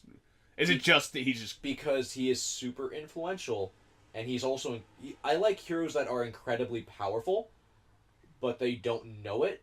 Like, they're a more modest, like, approach, mentality-wise. It's not even, like, more modest. It's just, like, X-Men does it a lot, where it's like, if you actually know how your power works, you can just break whatever the fuck you want. You can break the universe. Like, there's a thing with Iceman. His thing is he makes ice. That's what man. he thinks his I power need him is. in the house. That's what he thinks his power is. Not Jean Grey, but one of the other psychics takes control of him for a while, and she is so much more intelligent. She goes, your power isn't to make ice. Your power is literally the ability to remove or add energy to whatever you want. So you can literally look at something and go, I'm going to remove all the energy that is in your body. All life force. All the heat, everything. Any kind of kinetic energy, heat energy. I'm that- going to remove that. Is that kind of like Gambit?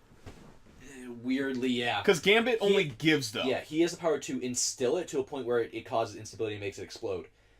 Iceman actually has the power to give and take. Interesting. And if he fully comprehended his power, he would be a like apocalypse level mutant. Because he could just take the Earth. But he doesn't understand it. Interesting. Okay. So that explains the Flash to me. And the Flash is kind of the same way. Doctor Strange is one of those people where he understands how much power he could potentially has, but it takes very specific circumstances for him to reach it. My absolute favorite is who someone most people don't even actually consider a hero is the Punisher, because his superpower is gun.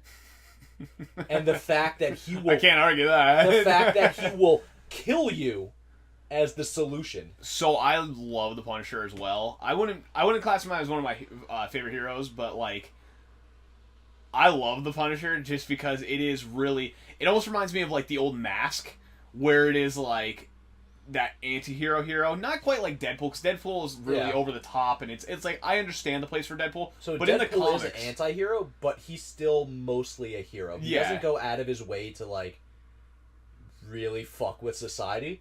Whereas like the Mask and the Punisher and all those, the Punisher will do whatever the fuck he needs to kill bad guys. So here's my theory: the Punisher's actual superpower, I always say is gun, but I think it's actually whoever he kills is guilty. And I don't mean that he only kills guilty people. I mean that if he kills you, he somehow alters the timeline and you retroactively become guilty. I think that's actually his superpower. And he just doesn't understand it. And just no one notices it because that'd be a weird twist. He kills you, and now everyone just understands you're a bad guy.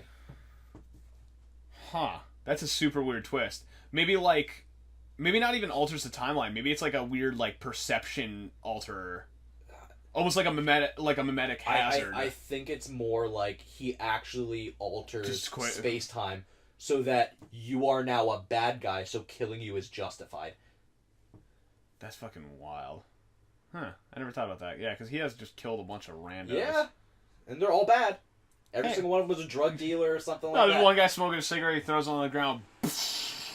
Yo, littering is the worst thing in the fucking world. Like, one of my favorite just that one, though. Is in, I think it's the PS2 game, or the Punisher PS2 game. It might the one after the movie from, like... It might be PS3. It's, like, one of those, like, weird, janky time frame ones, where there's literally a time where, like, oh, you go fight this mob ring, and you go in there, and there's, like, one guy that just yells, "This is my first day!" Then you blow him the fuck away. It's like, literally, he has not had time to do anything bad. You kill him, though, he's just like all those other guys. Good. He's in the mob. That's fucking wild. It's like, that's why he's one of my favorites, and it's weird. No, I could see why people love the Punisher. Like, and I'm not. And again, we're gonna clarify. We're not gonna group you in with the bros who go and get like the Punisher tattoo and shirt and all that shit and put it on their fucking like goddamn Kawasaki bike and all like that him shit. Because he's an edgelord. No, With it's skulls and shit. I like him because just. I feel like a lot of those people never read deeper than the surface. Because, like, you see those people and they're like, he's fucking badass, he kills, he does all this, and it's like, yeah, why, though? What do you mean? Because a guy dug up his family and pissed on their corpses. Did you read? No, dude, I saw this one scene where he, like, takes a knife out. Oh, you watched the original movie. Yeah, he shoots it through the guy's throat after pulling some fucking armor down his... Yes, you saw that movie. You ever read? Fuck that nerd. It's always very surface with those type of people. He's a very weird hero. He's unsung... No, wait. Underspoken good guy. Like, he's also... He is also the... God, what's the kid's name from Home Alone? Kevin McAllister. Kevin McAllister. He is the Kevin McAllister of the DC universe. Because there is like He uses paint cans? kind of. There is a what if comic where it's like if he really wanted to and he had enough planning time, he literally killed the entire Justice League. Dope. Like Superman, Batman, killed them all by himself. Man, so he's smarter than Bruce Wayne with traps then. Yeah. That's pretty sick. That would be a fucking wild Rocksteady game. If they decided to just go full Punisher for the next one. Because it's like, Bruce Wayne is good because, like, sure, he was trained by Ra's al Ghul and he has infinite money. But you give Punisher enough time, He's just raw. holy fuck. What did he do? What, was he a mercenary or something? It depends on... Timeline. There's one where he's ex-military. There's one where he's a police officer. Okay. I There's know one- he always has a weird background. There's one where he's just a normal guy, Who and snaps. some guy really pisses him off, and he's just like, fuck it, time to murder everyone. You ever see the movie Falling Down? No. Really? No. With Michael Douglas? So that's what it kind of reminds me of. Like, the whole movie opens up. Like, this would be a great Punisher open. He's just sitting in traffic, and there's like a fly. His air conditioning does not work. It's like LA heat on the freeway. He's just sitting there, and it's just like this super tense scene of him, like, freaking out. And he just gets out of the car in the middle of the freeway and just walks away. Ends up encountering, like, all these people on the way to go see his wife and kid who he has an estranged relationship with. Yeah. But it's literally like, at one point, he goes, fucks up, like, a gang member dude, has, like, a bunch of guns then. Goes to order a, like, Wendy's burger. Sir, we stopped serving breakfast at 11. Pulls out a fucking Uzi with a hair trigger and just starts shooting up the, like, roof. He's like, sensitive trigger. Can you imagine a Punisher one where he's just kind of normal-ish, but psychotic, and he just wants to, like, see his family? Well, there is, like, one that's very close to that, because there's no way you literally just snap that hard without having something a little loose up Oh, here yeah, first. no. Even in the Michael Douglas one, like, if you haven't seen Falling Down and you like movies, you'd probably love this movie because it's so fucking cool of a ride. But, hey, that would just be awesome to see that. Like, Punisher wants to see his family, but everything just went wrong. Rob Schneider is a carrot. Anyway. Yeah. I only got two more things. That's a long tangent that we just went on about fucking superheroes. Jesus True. Christ.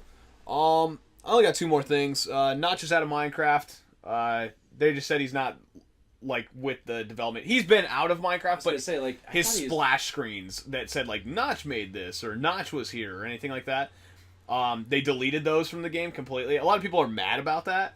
It's one of those things, like, he was the person who made it, so I don't know if they should ever remove him, because there's never going to be a time. It's like the whole thing where it's like, if you have a boat, and you have to replace one plank, then you replace another plank. Yeah. How much of that boat do you have to replace Before it's a totally new boat. Before it's a totally new boat. And it's like, how much of Minecraft do you have to change before it's not Notch's Minecraft anymore? Everything. Literally everything at that point. My big thing is, like, they did it because he did some tweets that they considered offensive and things like that. Like, if you look at the tweets and you don't put them with, like, an emotional context, it's just like, okay, he's got, like, a opinion, whatever, it doesn't matter. Everyone got super uppity at the studio about that, so they just went on a rage tangent and, like, deleted his, like, splash screens and things like that. Mm-hmm.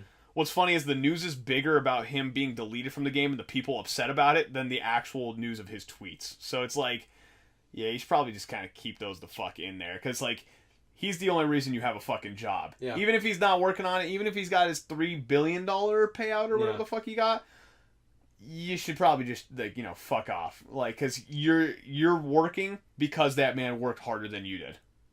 I was going to say, like, there's no way you could ever separate his name from that franchise. Even if you remove him from the splash screen. He's there. He's always there. He will always be there. His signature is all that, unless you fucking replace everything. But by he that is point, the it's not creator. Minecraft anymore. Yeah.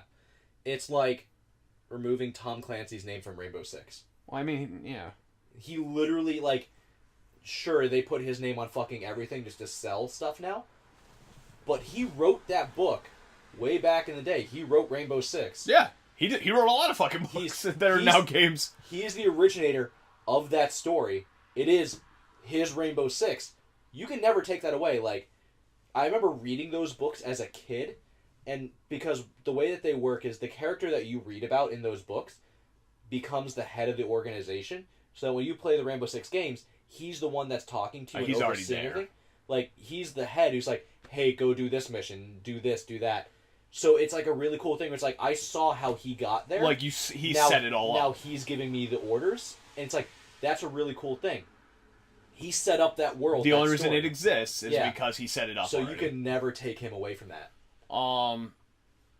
Yeah, I don't know. Like, even if you don't agree with Notch, even if he said some, like, really fucked up shit, Can you imagine taking PlayerUnknown's name out of fucking Battlegrounds because he's not working on it they anymore? might as fucking well. It just becomes Battlegrounds. Just call it PUBG at this point. Just get it out of there. Remove his name. Just fix it to the acronym of PUBG. Just is the name now. And what does the acronym stand for? Literally nothing. It's just PUBG. They start calling it BG. BG. What are you doing, BG? Oh, like the old band? No, like the game. Yeah. Whatever, nerd. Like there's certain people that you just can't remove their name from things. That'd be He's like 100% one of them. that would be like if South Park like went on without Matt and Trey Parker, and then they tried to remove like Matt and Trey Parkers as like creators, or like Matt Groening with the Simpsons or something like But that. like, there's nowhere where it's like Matt and Trey's South Park. True, I guess, yeah. Where like it was literally just like I remember like the first splash screen was literally just like Notch. Yeah, it was just Minecraft. Notch made this. It's like it was Weird like right shit. there. It's like there's something that you just can't remove people's name from Yeah. I just like, unless you're Benoit. and that's the thing. It's like that's the whole thing. It's like you're trying to remove somebody who's literally iconic in the gaming industry, iconic for your game. Like literally the only reason you have a job. You could try and hide him. He's always there. It's like You've done nothing. You could put out a public statement that's like, we don't agree with what he said. His views aren't affiliated with us at all. He's not with us anymore. But that doesn't mean he didn't make it. Like, don't remove him from the game. Yeah, Like, you physically can't remove him from the game. You just have to go, we don't agree with what was said. we don't agree with what was said. Those are his personal opinions. He's not at the studio. He hasn't been. He left in this He hasn't year. been in blah, blah, blah. ages. But that's what I mean. It's like so dumb. Like all they did was drum up backlash, which is pretty funny. Final thing is you get free Nintendo Online with an Amazon Prime account with Twitch Prime. You just link them up and you're good to go. It's both more annoying and less annoying than I thought it was going to be. What do you mean by that? Like, actually going through Twitch Prime to do it, it's you click the little button, it takes you to the thing, you log in with Twitch Prime, you log in with your Nintendo account, it links it, and then it gives you 3 months for free. After those 3 months are up, you then have to go back, click the other button to get the other 9. So it's like way easier than I thought because it's click to log into Twitch. My browser already has that username and password saved. Nice. Click to go log into the Nintendo account. Already has that saved. Click, done, good to go.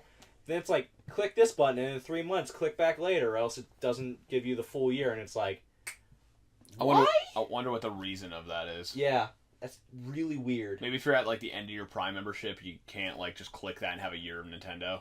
Maybe. But you already paid for Prime, so what does it matter?